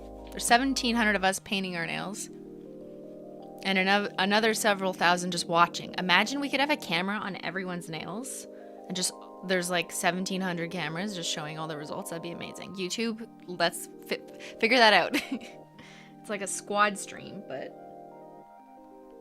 for YouTube nail painting. That's what I would do if I was ever on Twitch. I'd be like, okay, we're gonna need a nail painting squad stream. Make it work. I just want to see 1,000 cameras at once doing the same nail art. Yeah, that would be the best Zoom call ever. I would not be late for that meeting. Like, that's a meeting I would go to, okay?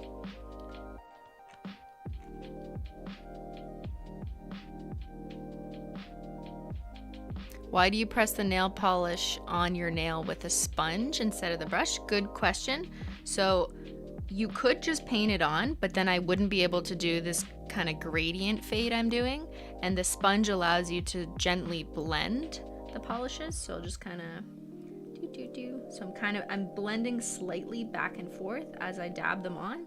But then the other main reason why I'm using a sponge instead of just painting them on is because the sponge will help maximize the payoff of the unicorn skin's flakes. So it does that by absorbing some of the liquid base, like the clear base, and then it leaves the flakes behind on the edge. The black is coming off a bit because whenever you transfer wet polish onto dry polish, it will make dry polish a little bit wet, but like it's not going to change the outcome of what we're doing here. The black polish, one coat black, is super pigmented. It's going to happen, but that doesn't actually have any detrimental effect. And then you can just kind of go like this to clean off your sponge. Not on your desk, please. On a on a paper that you don't care about. I go to sleep every night rewatching your podcast. Ben's voice is so soothing. Is Ben's voice that soothing? I've heard people say he sounds like that Bob the Builder guy. Is that it? I never watched that show. Is it a show? Bob the Builder? Does Ben sound like Bob the Builder? Am I right? Or am I thinking of something else?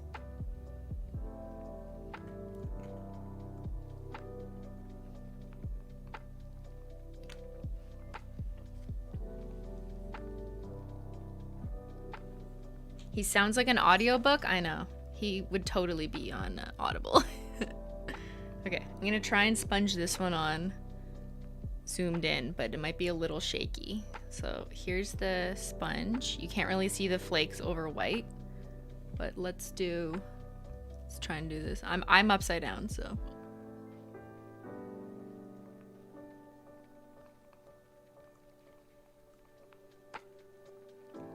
Sorry, that kind of got blurred out. But you can see how blending it with the sponge, dabbing with the sponge kind of allows you to blend the two color strips together just by gently moving it up and down. Bob's Burgers? Oh, maybe that's what I meant. I didn't mean Bob Ross. Definitely didn't mean Bob Ross. Bob's Burgers, maybe. I don't know. But yeah, so that's just one coat of dabbing, but I'm going to go back and do two just so I can make it like extra packed. But here's one coat of the flakes. It already kind of looks like the fire embers. Yeah. Nail art's on fire. I think I want more yellow though, or more orange. I'm going to do a bit more solar and less lunar next time. I find lunar is very powerful. That's the yellow one in the middle.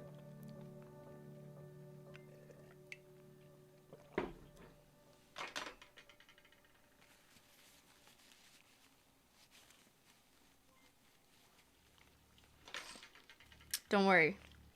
When you go back with a second coat, you can always correct.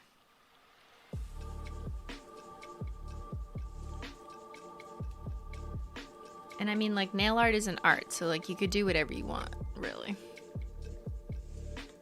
This is my kind of vibe though, like the dark but glowy effect. It's gonna change in different lights. I'll show you guys after the stream when I can take my iPhone around the house. But yeah, unicorn skins, because they're iridescent, which is not the same thing as hollow, but they shift in different lighting. So like the orange, for example, it looks predominantly orange in direct lighting like this, but it could look more greenish in different lighting at, like, if you go to a hard angle and you look at your nails like this. But I'll have to show you that later. So I need to shut up and actually paint.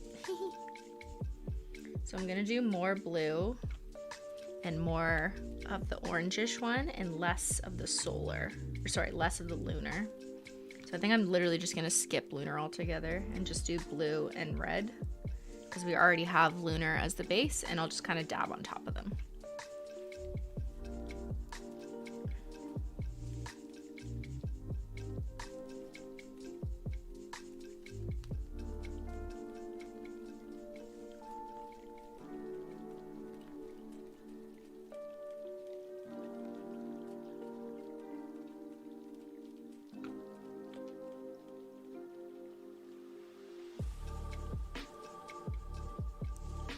Ben and Tati have the best voices on YouTube.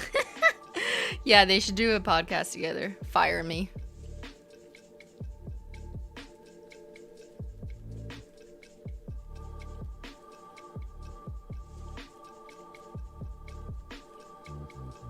Yes. Okay, that's looking more like a fire.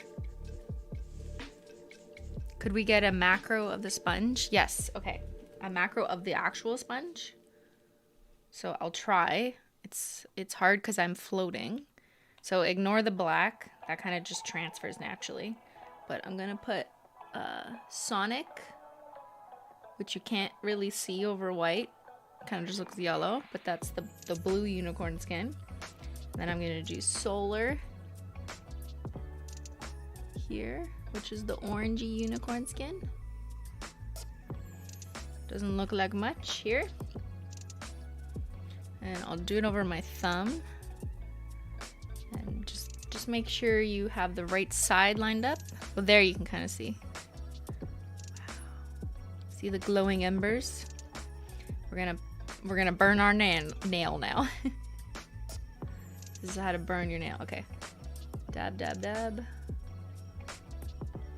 So you really I use pressure, like dab it in, but like a quick, brief dab. And that's how you get maximized flakies. So you're already kind of seeing the color shift of Solar. See how it looks yellow on this side of the nail and orange on the other, but it's the same pigment. It just depends on the angle because I have some harsh lighting. But like, how cool does this look? This looks so good.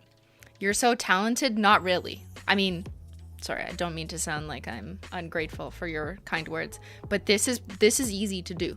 You can do this. Anyone can do this. Just paint your nails black or a dark color, whatever, and then get a makeup sponge that you can cut. You can grab these at the dollar store if you need, and then just paint on the unicorn skins. You could just pick 2 colors if you want to create like some kind of gradient, and then just dab it on. And that's it. Nail art. It just looks so cool, and it's so worth it for like not that much effort. Yes, I've been taking almost 2 hours, but that's just, you know, that's just because I'm talking to you. It doesn't need to take this long.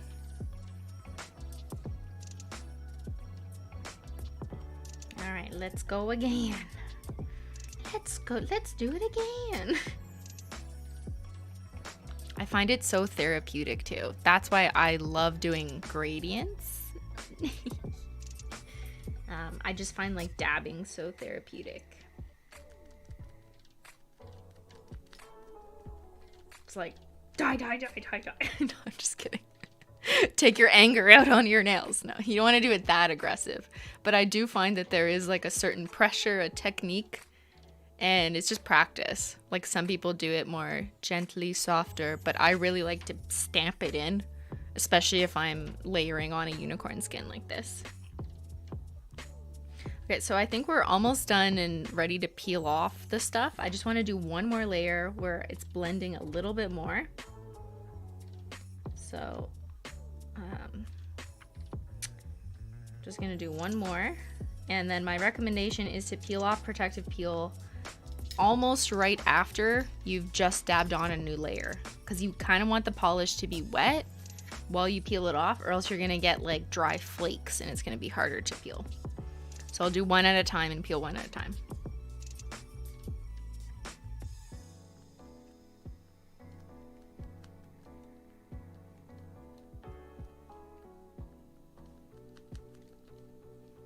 Okay, so I've accomplished the fade I want there, and I'm gonna go ahead and peel directly while that gradient was still wet. No, my peely base! No, we have an emergency! Oh, fuck me. Okay. So this was the nail. Everyone calm down. We're gonna do some surgery. Meredith, it started to peel up the bottom because that was the nail that I went too far. So I'm just gonna have to go in there with a scalpel. There we go. Whew. Guys, we saved her life. God damn. I hate when that happens. But it's always a risk, you know? If you're gonna do the peely things while wearing peely base. We did it, fam. Shout out to Derek. That's sad. Sorry, I didn't mean to say that. I'm thinking of like Grey's Anatomy season 1. But yeah, that happened because my protective peel went too far and it stuck to my peely base, and that's why it was peeling it up. So in general, like, I wouldn't recommend doing gradients with protective peel if you're wearing peely base, because you do run the risk of doing what I just did. But I'm also someone who does this all the time, and I just kind of, you know, like, operate because I want to be wearing peely base while I'm using protective peel. We missed a second coat on. Yeah, I'm not done doing the second coats. I was just doing one nail at a time. I try and do like one nail at a time when I'm like correcting it and make sure it's like cleaned up, and then I proceed to the next one. So I'll kind of go in and just make sure that edge, while it's still a little fresh, before I move on. You never liked Derek? Ugh, rude.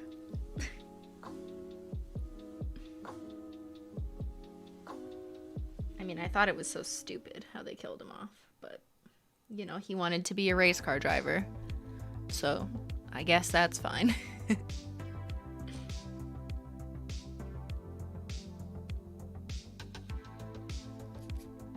So yeah, I always do clean up at the same time of the nail before I move on, because it's better to do that while the polish is still wet. So you don't really have to do this. I'm just being a perfectionist here, and I'm taking some acetone on my cleanup brush and just gently going around the nail to clean up any like skins that kind of went over the edges and just make it perfect. And then I'm gonna do the next nail and repeat the same process. Everyone has a different process. I think some people like to do the same thing on every nail and then go back to step 2, same thing on every nail. I kind of like to complete each nail at once just because of the drying time issue.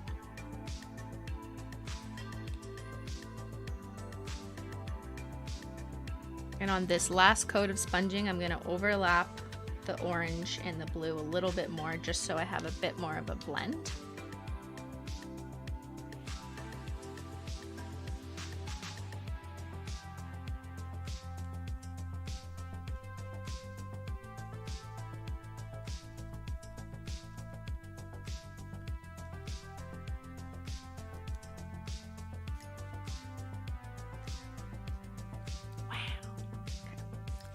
Putting my hand down like on the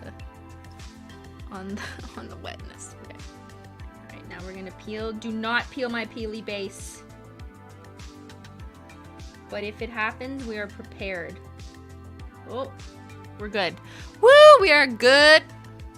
Surgery was successful. We will not have to call the family. It's a great day at Gray Sloan Memorial Hospital.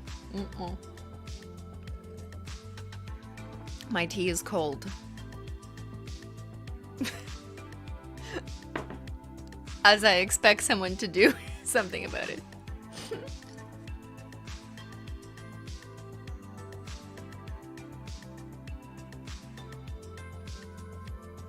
I just need one of those tea hot plates. I'm obsessed with those hot plates, and now I feel like I can't live without it, but I just keep forgetting to put one in this room.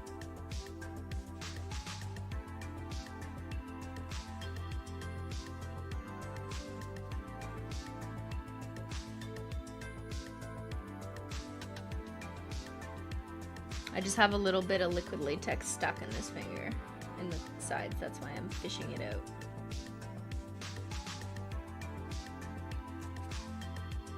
Get out of my cuticle. Okay, next one. Sorry, chat. I'm not really reading you right now while I try and focus and actually finish the nail art so I can say this was a success. But I'll go back to reading you in a minute.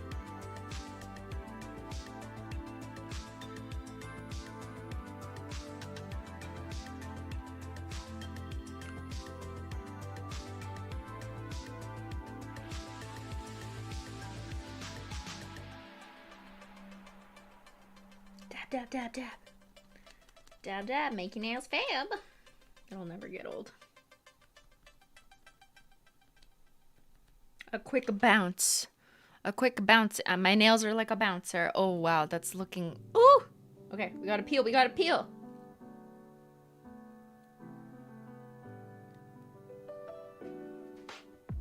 Oh, we got another fresh one, everyone. We got a fresh peel. I'm gonna save these. No, I'm not. You do not need to save these peelies. These are the wrong kind of peelies. Christine, you should get a desk mug. Wait, where did I see that? You need to, but a mug warmer from Amazon that sits on your desk. That's what I have, but elsewhere in my house. If you go to my Amazon favorites page, there's a link in the video description of this video or all my videos.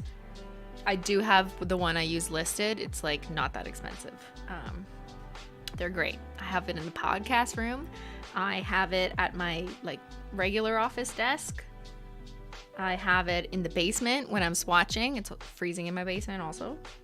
And I had one at work. RIP to the office. But yeah, it's the best thing ever. Cause like, you know, you start your day at 8 or 9 and you don't want your tea to go cold within 20 minutes. And I take a while to sip my tea. It takes me like an hour or two to finish my tea.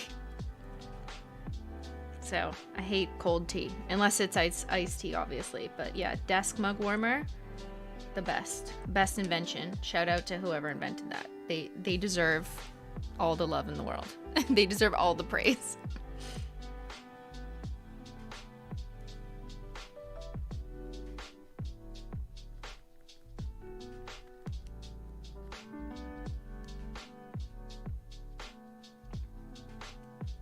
Okay, we're gonna peel. So far, we've been doing good with not getting... Oh!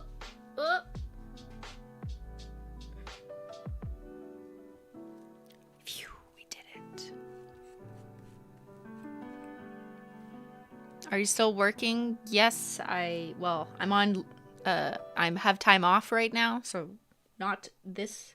at this current moment, but yes, I am still employed by the government of Canada. No, I'm not spying on you. This is my vacation. Ben would love that, wouldn't he?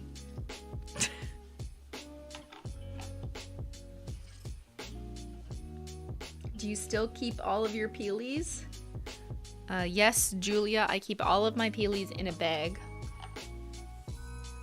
A special bag that I keep so dear to my heart.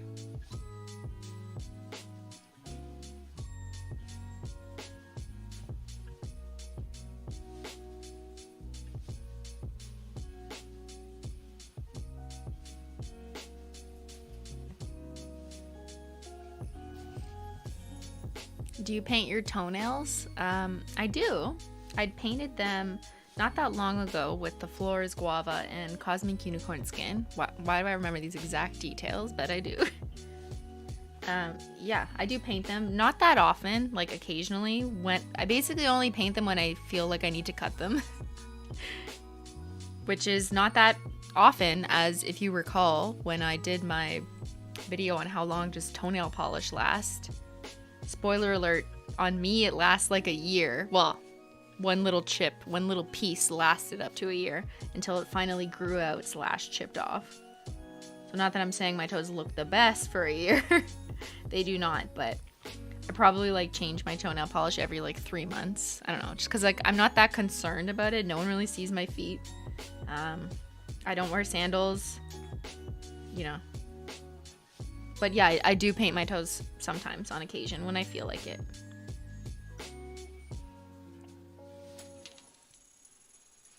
All right, we're going in for the last dab. This is the hollow ones.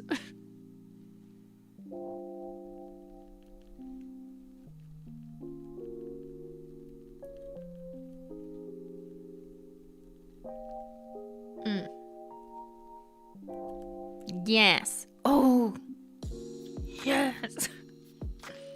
Okay. And now the last peel.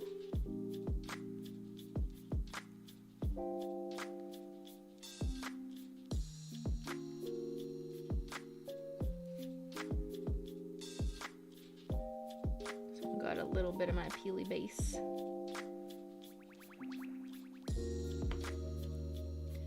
I'm gonna need a little bit of Meredith's help here.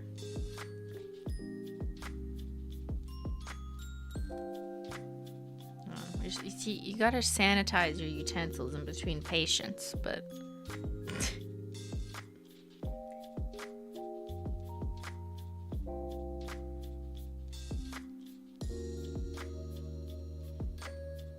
there we go. I gotta do a little bit of cleanup on there. Clean up, everybody, everywhere. Hold on, there, you can see. Yeah, it just kind of leaked over on the side here. Just a little bit. I feel like I'm definitely a perfectionist.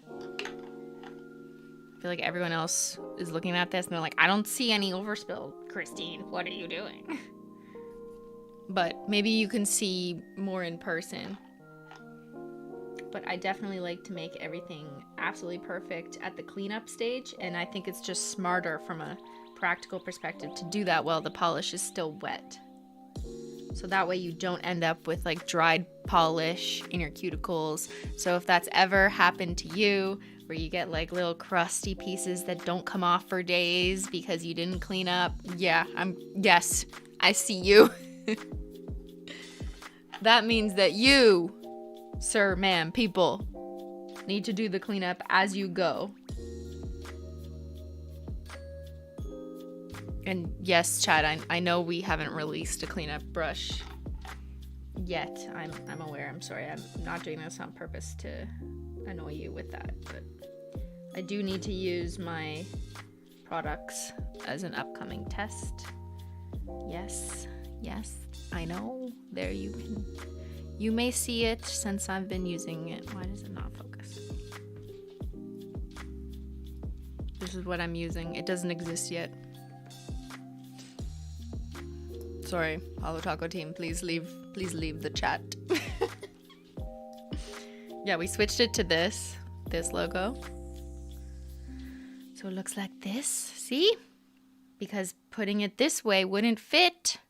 It would have had to been that way, but that isn't the logo for it to be spread out. Anyways. We're still working on it. And by working on it, I mean like we're getting them made, which takes a long ass time. Takes a long time. They are not coming out next week. Again, I always need to temper this. I know the HOLO Taco Detectives thread on Discord, looking at you, is all, you know, projecting when it's going to come out. It's not coming out imminently. But sometimes products just take a really long time to test. But I will say that this is done testing. I have fully approved. Check. So happy about that. But now it has to go through production and manufacturing, which also takes a long ass time because these are custom. The brush tip is amazing though. It's perfect. Okay, I'm gonna stop talking about things that don't exist.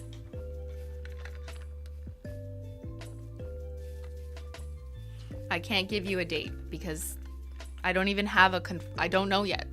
Takes time, we gotta see.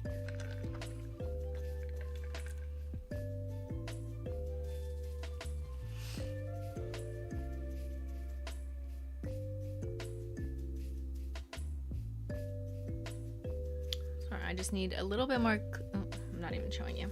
Okay, I need to get rid of this because I keep sticking my sweater on this and this is nasty. Nasty. Well, let me do some cleanup. I'm just gonna wrap this up.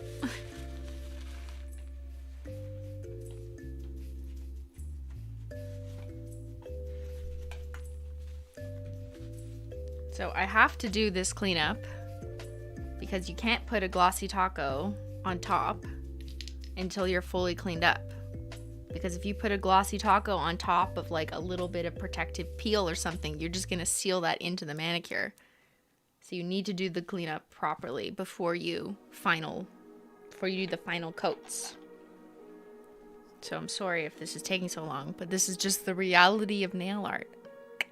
Live on stream.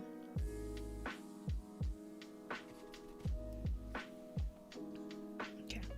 I keep spilling. I'm like gonna spill the acetone. But here we go. Alright, so I'm just getting out like the unicorn skins from the side because they really do build up when you dab on a bunch of layers. And as much as protective peel helps keep it out of the very sides of your nails, it can kind of get in the cuticle a little bit. So I like to make sure that it is properly cleaned out before I put a Glossy Taco on, because you want to put the Glossy Taco all the way to the edge as much as possible. So it needs to be clean for that professional look. See, nail art takes patience and practice. Or you can do it quicker. It's up to you. That's why it's an art.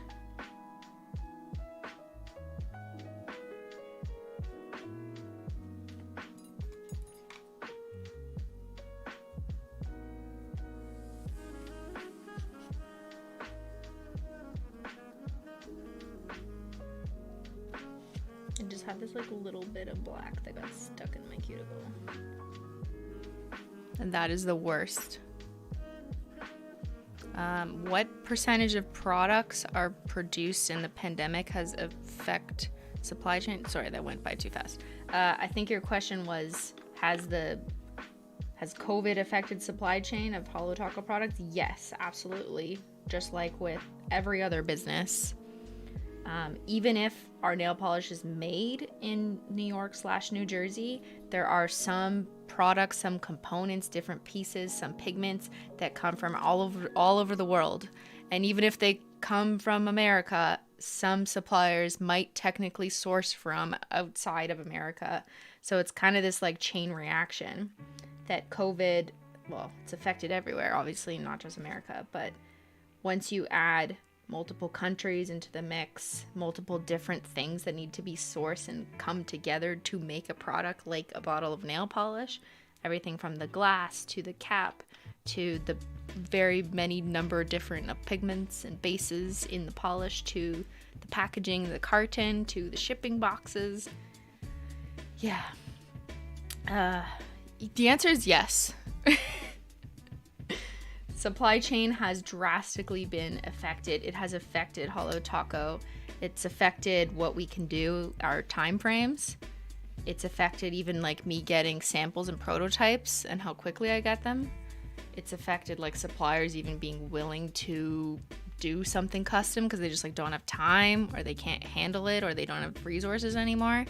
And it's definitely not just affecting HOLO Taco, but I'm just giving that as an example. I think it's affected like every single business. Well, every business that has some kind of component or ingredient or something that needs to come from elsewhere so they can make their own product, which is like everyone, because we all kind of rely on multiple things. Yeah, it's been tough.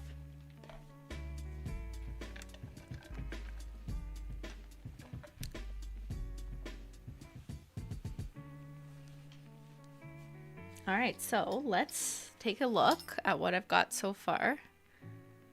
And I know this stream has gone on for 2 hours, so I don't want to overcomplicate my look here. I think this already looks very much like a fire, right? Like it looks like this kind of, right? Like fire, hold on, fire burner. Let's get a better reference picture. Oh God, what did I just do? Stop. What was that? Okay. Like this. Like that. Yes. No, this one. Oh no, it's Pinterest. Okay.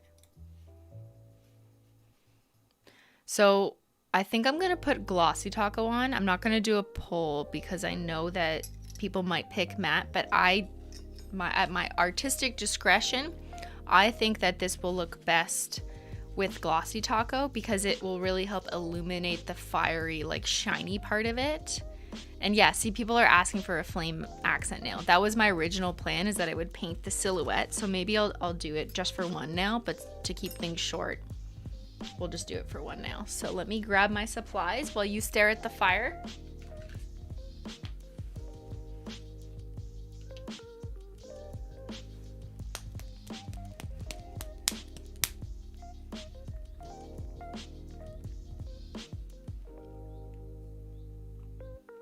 Oh no, it's Pinterest. I know. Whenever it's Pinterest, I always get like locked on a page and I can't see the picture. So I'm always like, fuck, it's Pinterest. It's a Pinterest link. They got me.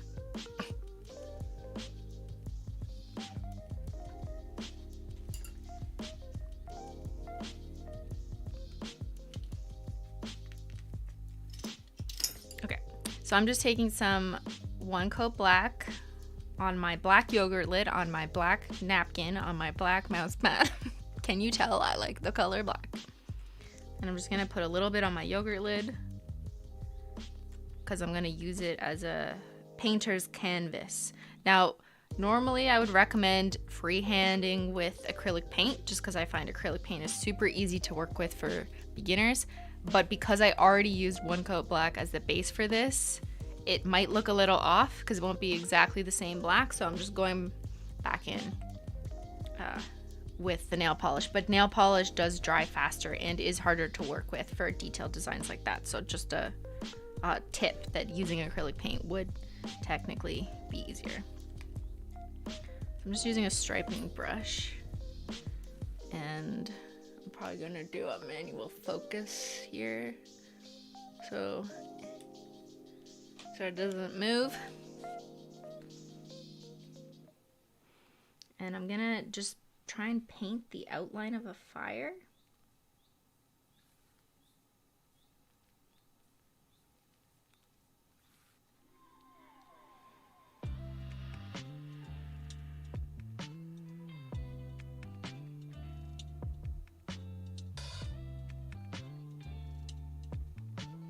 This is just freehand, obviously. Like, we'll see how this turns out. Okay, this is my test. The teacher is watching.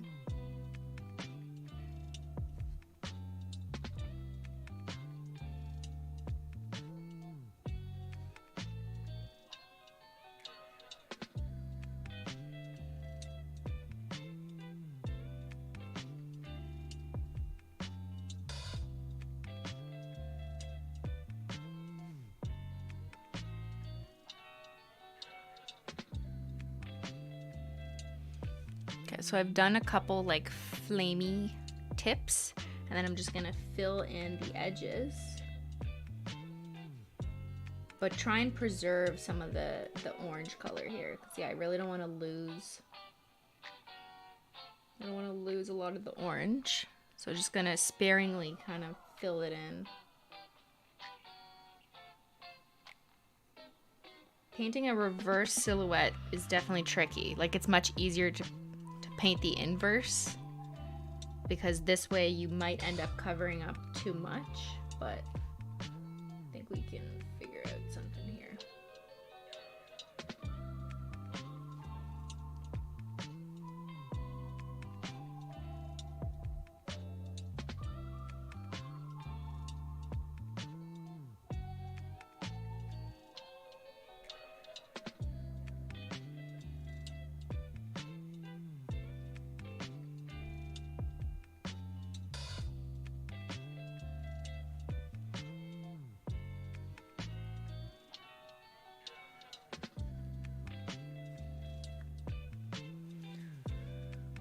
Sorry, I know you can't really see what I'm doing because the camera's too far and it won't zoom in.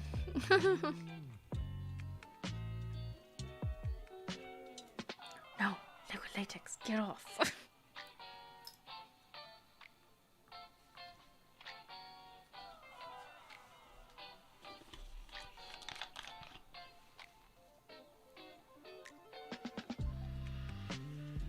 This part would get edited out of a Simplynailogical video. But this is real life. This is real nail art.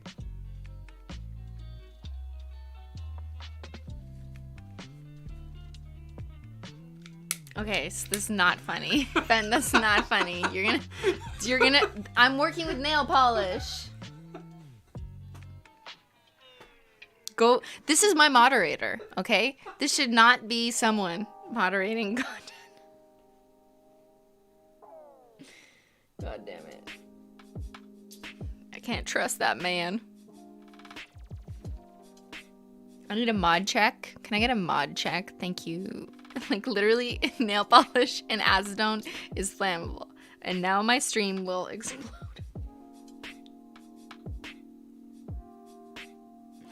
Don't do that at home, okay?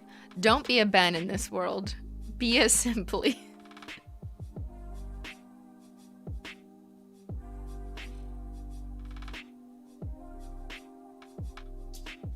Okay, I'm really struggling with making this look good. This was a mistake. She said, 2 hours in.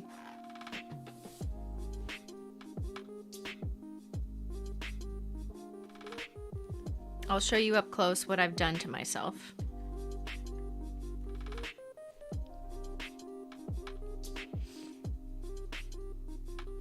Hello. Focus. Oh fuck, it's on manual. Hold on.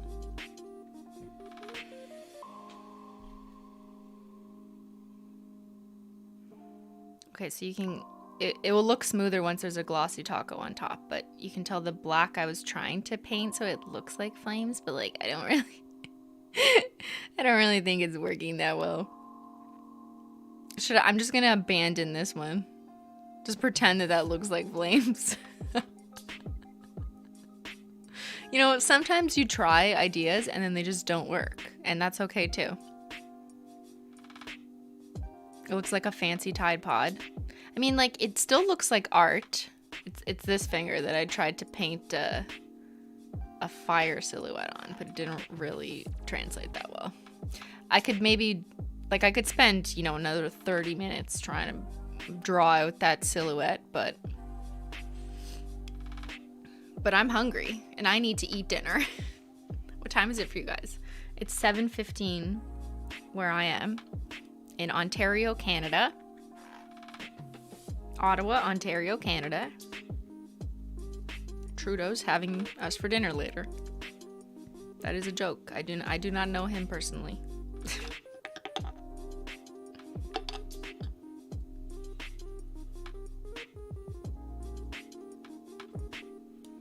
Let me just see if I can do one thing to help this.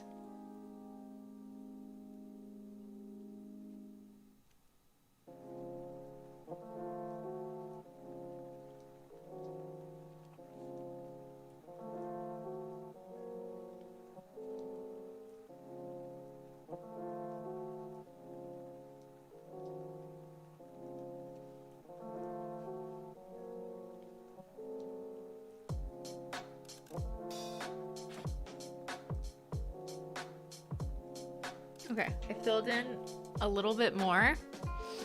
It looks like a mess until I put a glossy taco on to even out the surface, but I think I'm gonna have to call it there. It's only 6:15 for my simple little pleasures. What's up, Colette? She streams nail art on Twitch. See, I said there are people who stream nail art on Twitch.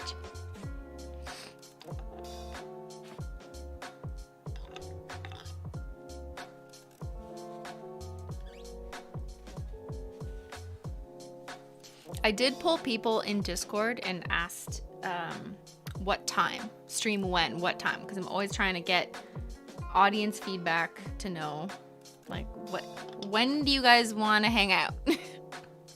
What time should we meet in the group chat? Because I got feedback last week when I started my stream 2 hours earlier that was a great time for my fellow European audience. Shout out to Europe, etc.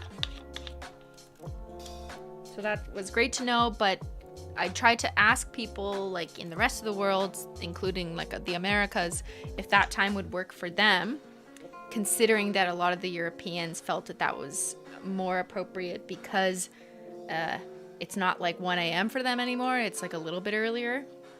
And I do have a lot of followers in the Europe area. But I think, you know, America / Canada overruled the vote and still won with the 5 p.m. stream. I do realize that's literally just a product of more of my audience being in Canada / America. All right, we're gonna go in with a Glossy Taco because I just think that's gonna look best over these so they can really glow like flames. Yeah, why did I say fellow Europeans? I don't live in Europe. I feel like I say fellow everything even though it doesn't include me. When can you buy HOLO Taco in Europe? You can. You can buy it at holotaco.com. We ship to most of Europe. Most of Europe. We've added more countries. Last month we added a number of additional countries that we didn't previously have. So maybe if you haven't checked in a while, you'll see that now we do ship directly there to some countries. Okay, let's go in with a nice thick coat, a Glossy Taco.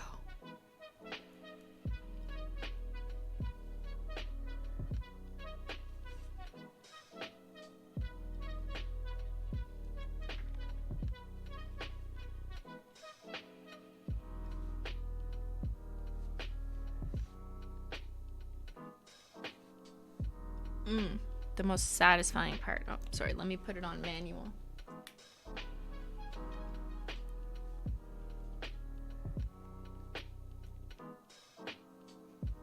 Okay, we're gonna put it over my fire and see if that worked.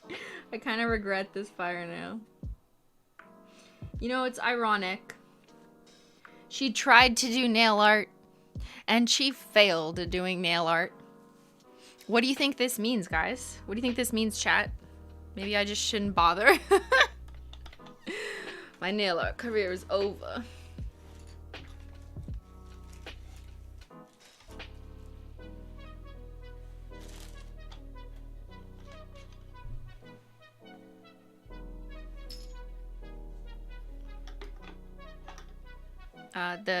The Glossy Taco that doesn't have super in the name is the 5 free version, so that's the difference.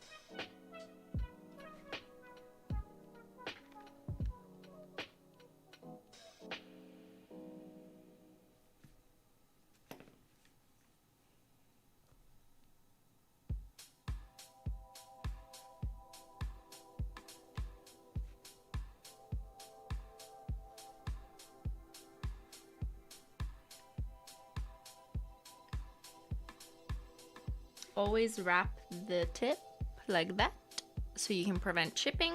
It also helps keep your peely base on longer. If you take your nail polish, like not just the top coat, but the nail polish, all the coats of whatever, and wrap the tip, it'll help keep the peely base on longer if you're someone wearing who uses peely base.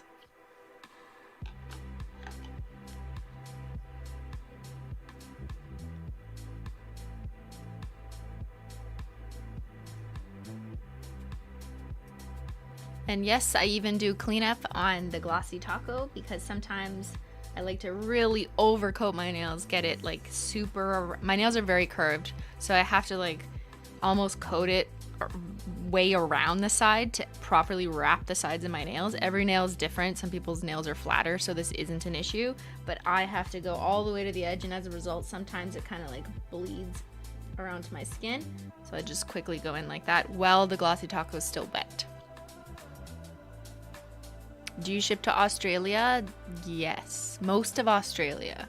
There's different like regional restrictions in Australia, so it isn't a blanket yes or no, but you can always check on the HOLO Taco website if you just like enter your state, province, region. I don't know what the areas of Australia are called, but if you enter it, it'll tell you whether or not we ship there.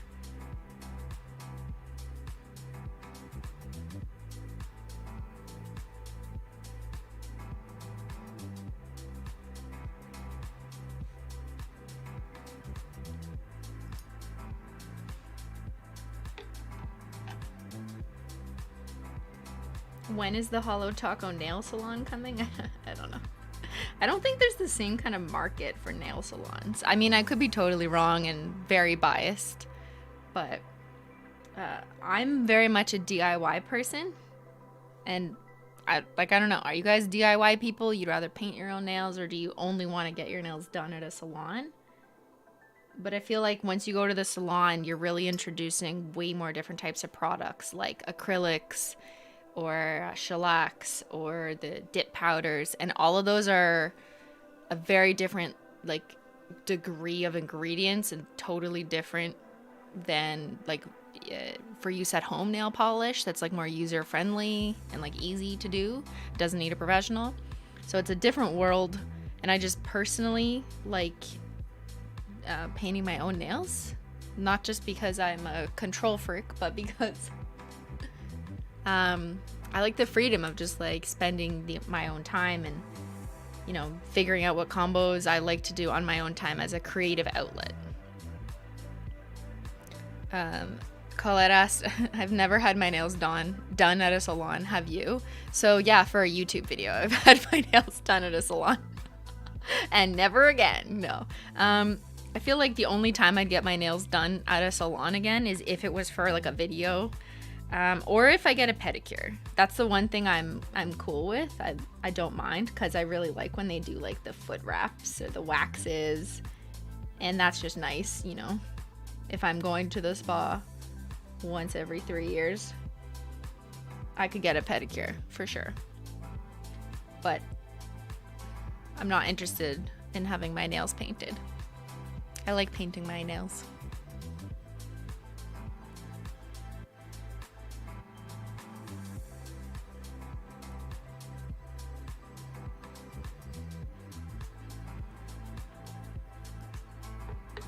I feel like since quarantine hit too, there were other like magazines and people had done like polls to ask if you were like getting your nails done at the salon.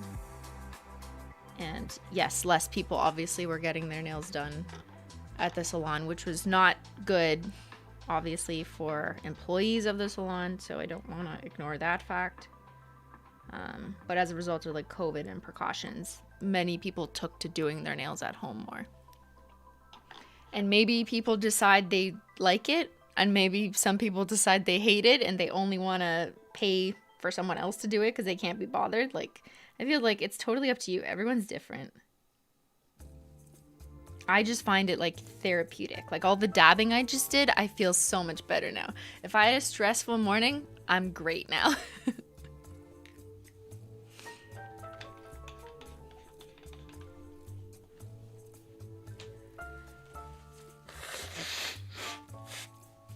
Blowing my nose with one hand.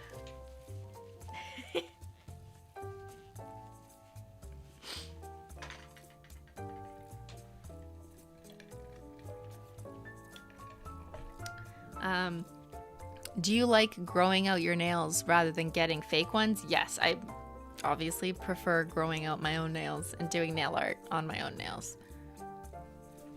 I've never had fake nails.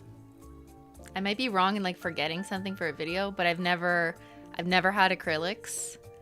I've had like press-on nails that had serious glue on them that lasted for like 2 weeks when I was much, much younger. And I always found that the kind of glue tended to ruin my natural nails and make them like thinner.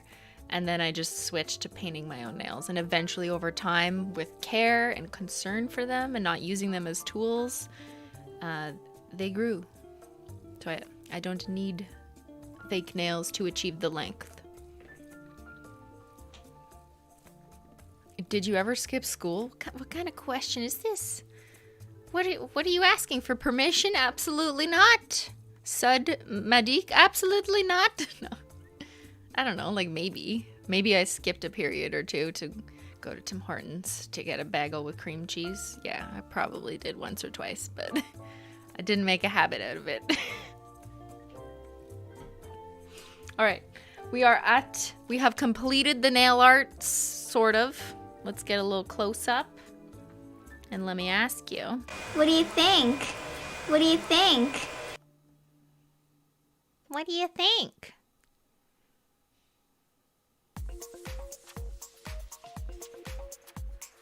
So you can kind of see the shifting in this light. See how it's looking like yellow on the tips, but it's really orange on one side. It just depends on the angle of the light. Trying to see if I do this way, if it changes.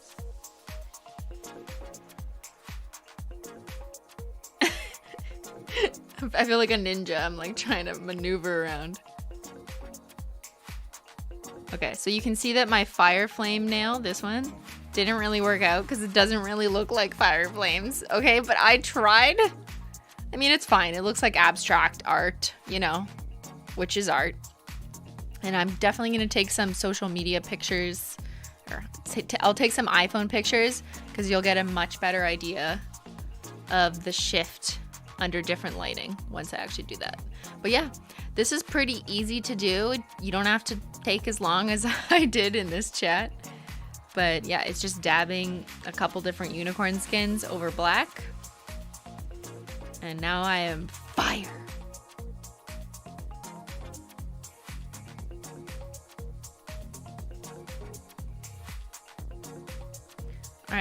All right, chat. What's up? 4-hour stream. Let's go. No, just kidding. No. I need hungry. I need food. I am hungry. I have problems with my English language sometimes, but it happens to the best of us. You remind me of Piper from Charmed. I get that a lot. They look like Holly Marie Combs. Is that her name? Holly.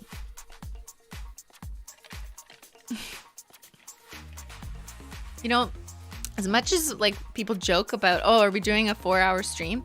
Like, I feel like I could go on longer. I would just need to eat and then continue. And I know that's what most streamers do, is they just eat while they're on stream. They just keep going. I don't know. I haven't gotten used to what my identity should be yet. Like, if I should even stream for that long and just continue like living my life while on stream. It's kind of like an identity crisis decision that I need to figure out, like, what am I doing with my life? You know, like, what am I doing? Am I a YouTuber or am I a streamer? Am I a nail artist? Or no! Fuck! I'm definitely not a streamer. It's okay. We're gonna get better at this. You know what the problem is? My nails are so long, I just clicked the wrong button. I need a stream deck for long nails.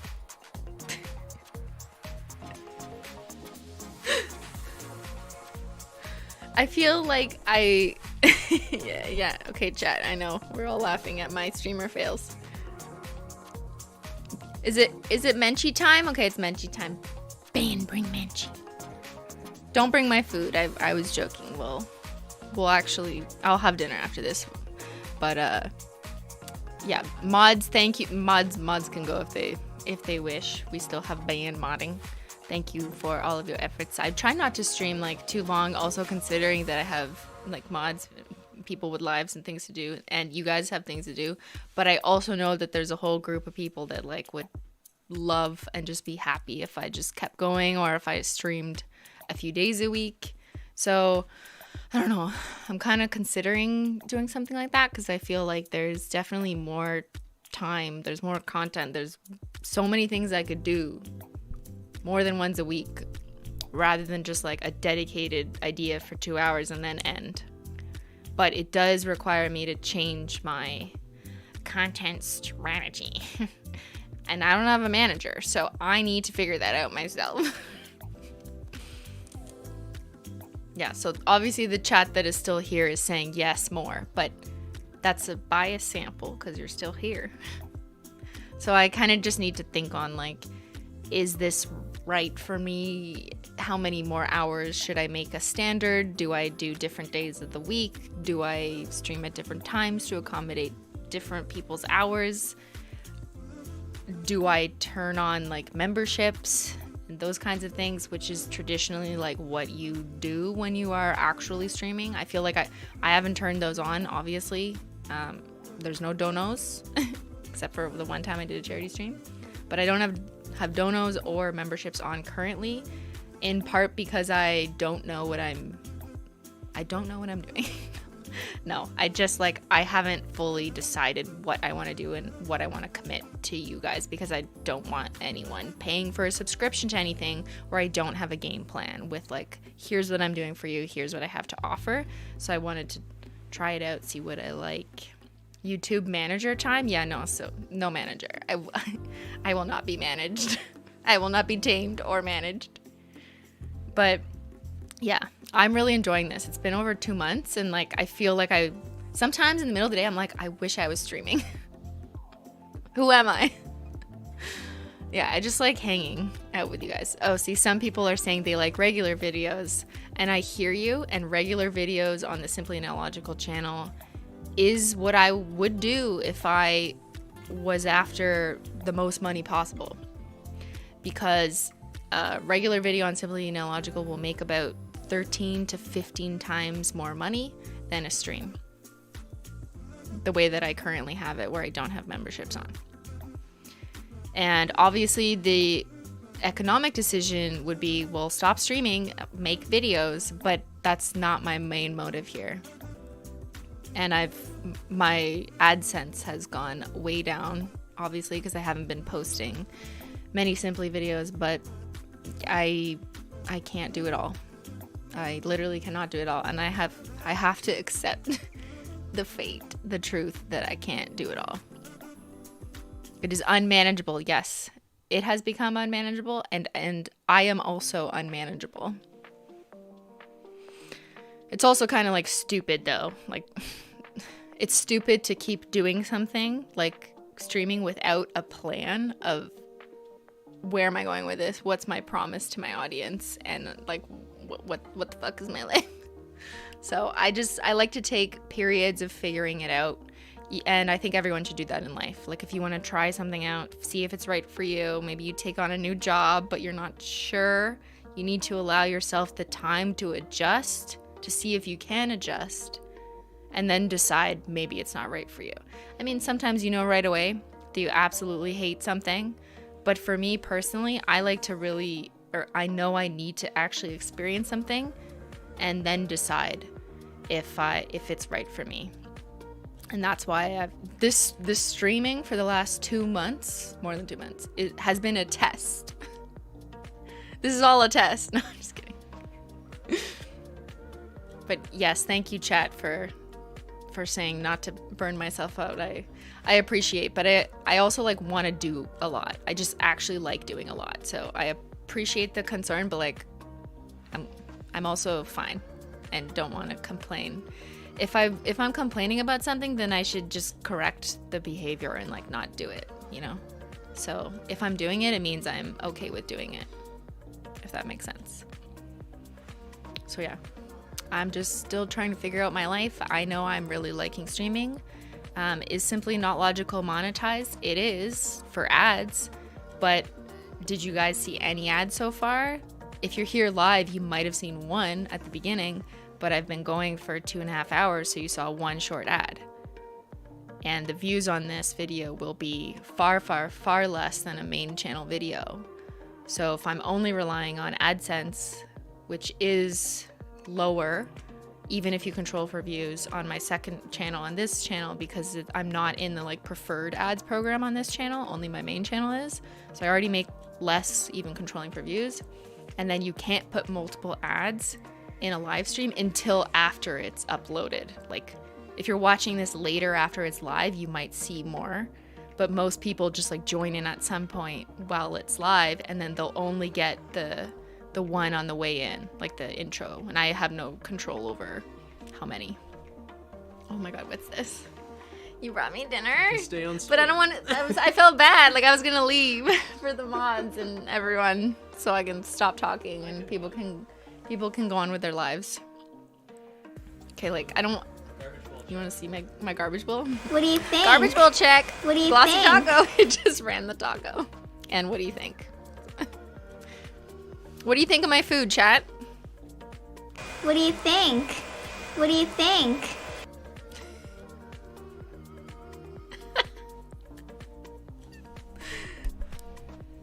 You came for nail art? Well, I'm hungry.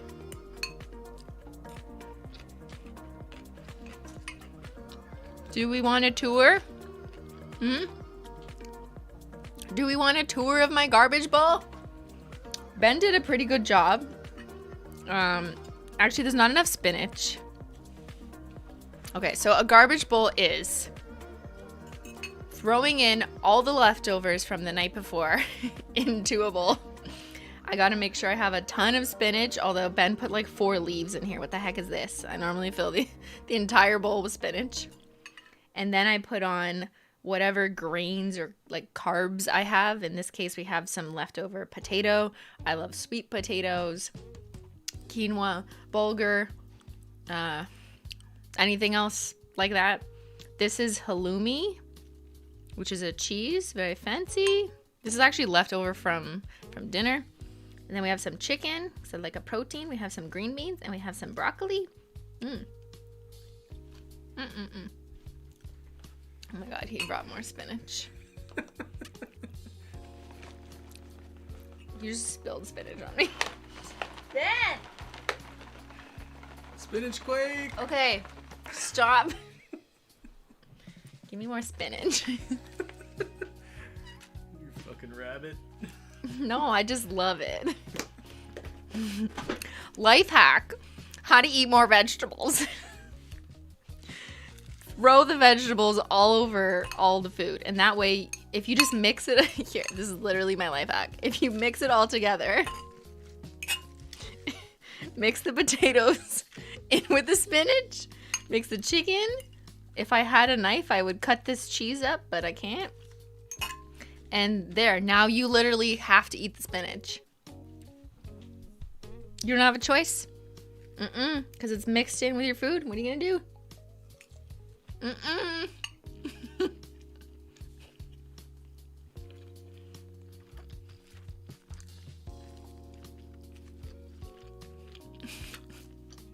What's up, chat? Okay, now am I officially a streamer? Because I'm eating on stream. This is what streamers should do, is show you their food. That is one pet peeve I have. Is that it always looks like they're eating delicious meals. And they're just like this. And I can't see what it is. I want to see what you're eating, okay? I want to see it with a macro camera. High quality. I want to see what you eat in 4K. What kind of sauce do I use? I usually don't add additional sauces because all the leftovers we eat are usually like made in some kind of jus or something. Although this was technically a sauce from a leftover dinner. It's like a hot sauce without the spice. I don't know. I don't know cuisine, okay? I just eat it.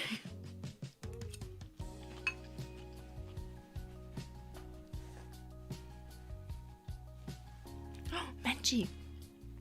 I think Menchie can smell my food. Oh my god, she's actually doing nail art? No. We've stopped the nail art. I've moved on to eating. This is my very first mukbang. Would you like a green bean? She's over the computer. Maybe she'll join us. She always tries to eat my chicken.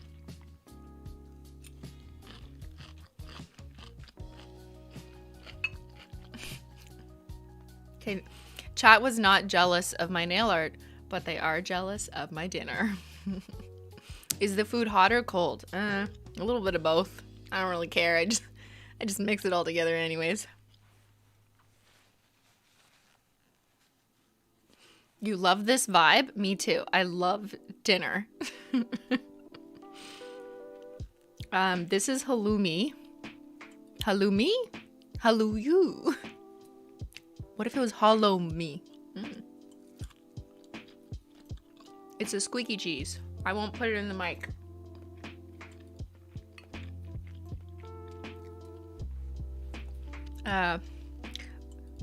Muhamara sauce? That's what it is? That's what Ben is telling me. I can't pronounce anything. If it's a fancy food, I cannot pronounce it. All I know how to pronounce is spaghetti.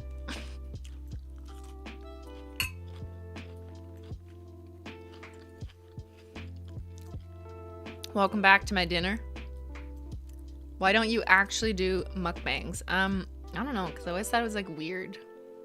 I don't watch mukbangs, so why would I do mukbangs? Like, I don't mind if someone's eating while they're like streaming, but to click on a video just to watch someone eat, I don't know, doesn't interest me. Unless they make like cool food, like binging with Babish, and he's making like a sweet ass dish or something, that's fine. But if you're just eating McDonald's, you know, and I don't particularly find McDonald's savory or care, so I'm not interested in the food. Oh my god, 4-hour stream? No. Okay, we're gonna end it in 15 minutes after my dinner.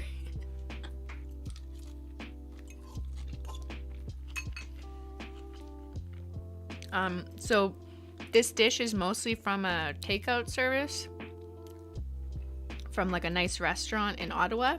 They do this program. They started it during the pandemic, where you can pre-order like a box of semi-prepared food, and then you have to cook it up yourself, but they like portion it nicely, and the plate is designed by a chef. And to help support that local business, many of them obviously, which had to like close down for several months, if they're open at all now, it's like mostly just patio. But yeah, a lot of them started doing these like takeout, take home dinners that you half prepare, and they do the work for you and kind of like give you a video or instructions. And I just thought that was super cool. So that's what we've been doing almost once a week ever since the pandemic.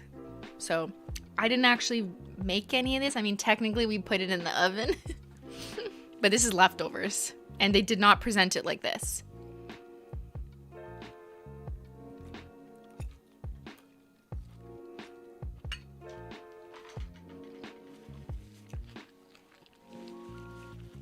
I think the chef would be really mad at me if they saw this. They'd be like, do not serve this customer again.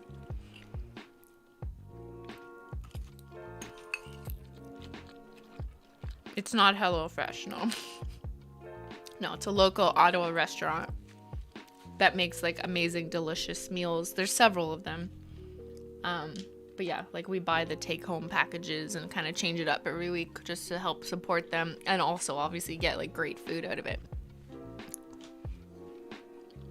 Can you say chicken if you see this? Chicken! You assembled the food. Yes, I assembled the food. So I basically made it myself.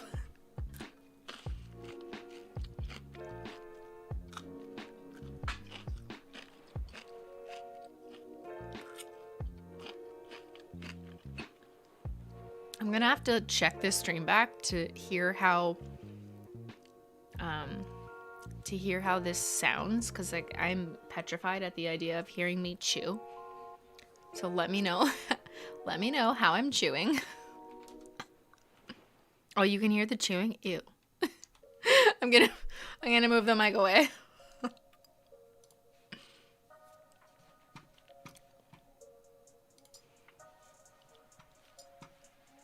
It's the crunch of the beans. The green beans. Ben just sent me a picture of how the meal should have looked.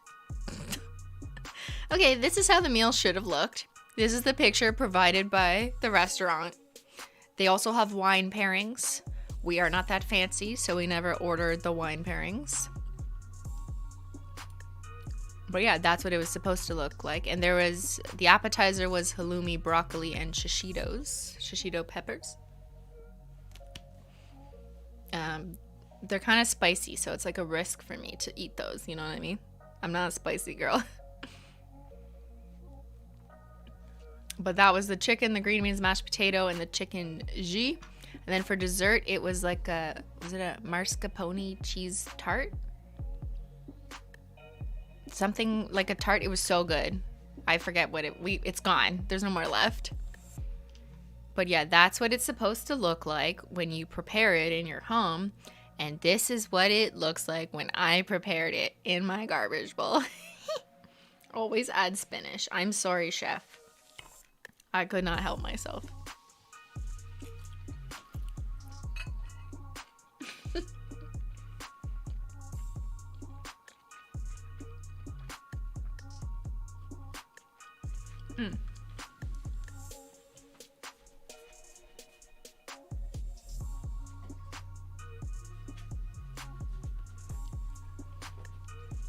Look who I found.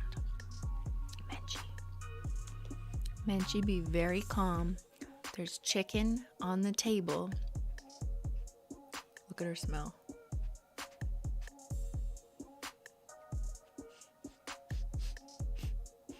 Doesn't she have like the cutest nose?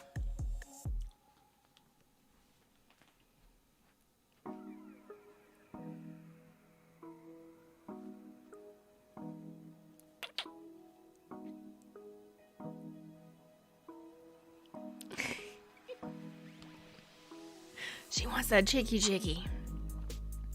She normally sits on Ben's shoulders because his shoulders are bigger than mine. So I have to stay very steady so she feels comfortable. She feels a nice perch.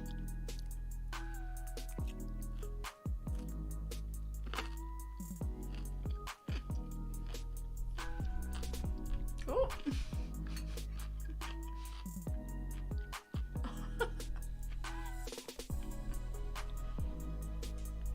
I spooked her.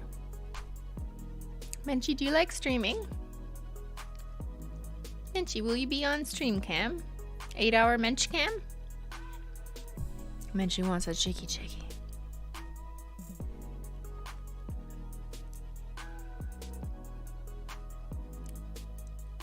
Menchie's very easily spooked, so you have to be very careful. Can't move a microphone. You can't bring a box home. You can't do anything. No sudden movements. Unless it involves throwing her the chicken. Anytime Ben comes home with like our business deliveries and packages, she goes, oh my god, he's holding a box, and then she runs away, and it's like, Menchie, it's another box, okay? It's gonna be okay. You want a tiny piece of chicken? Okay, just a little bit. I don't like to feed her human food, but on special occasions, like me trying to do nail art, we will. I only give her the inside. Menchie, calm down. Hold on, let me get wait your turn. I only give her the inside of the chicken with no seasoning. Okay, hold on.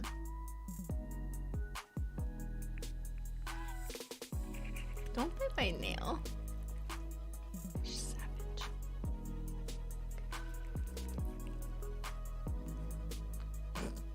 Okay, one more tiny piece.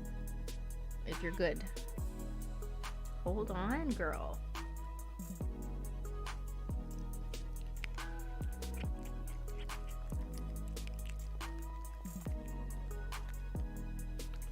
Did you like the chickie? She liked the chickie? No, she's gonna lick my fingers. Not the ones that I just painted. This hand is fine. Okay, that's enough chicken. She's gonna think I'm gonna give her chicken every day on stream if you do this too often.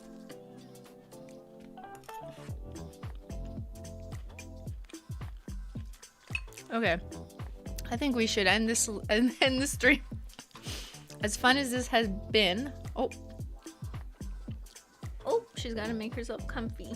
Hold on, I gotta wait for her to figure out where she wants to sit. You guys heard her chewing? Can you hear her purring?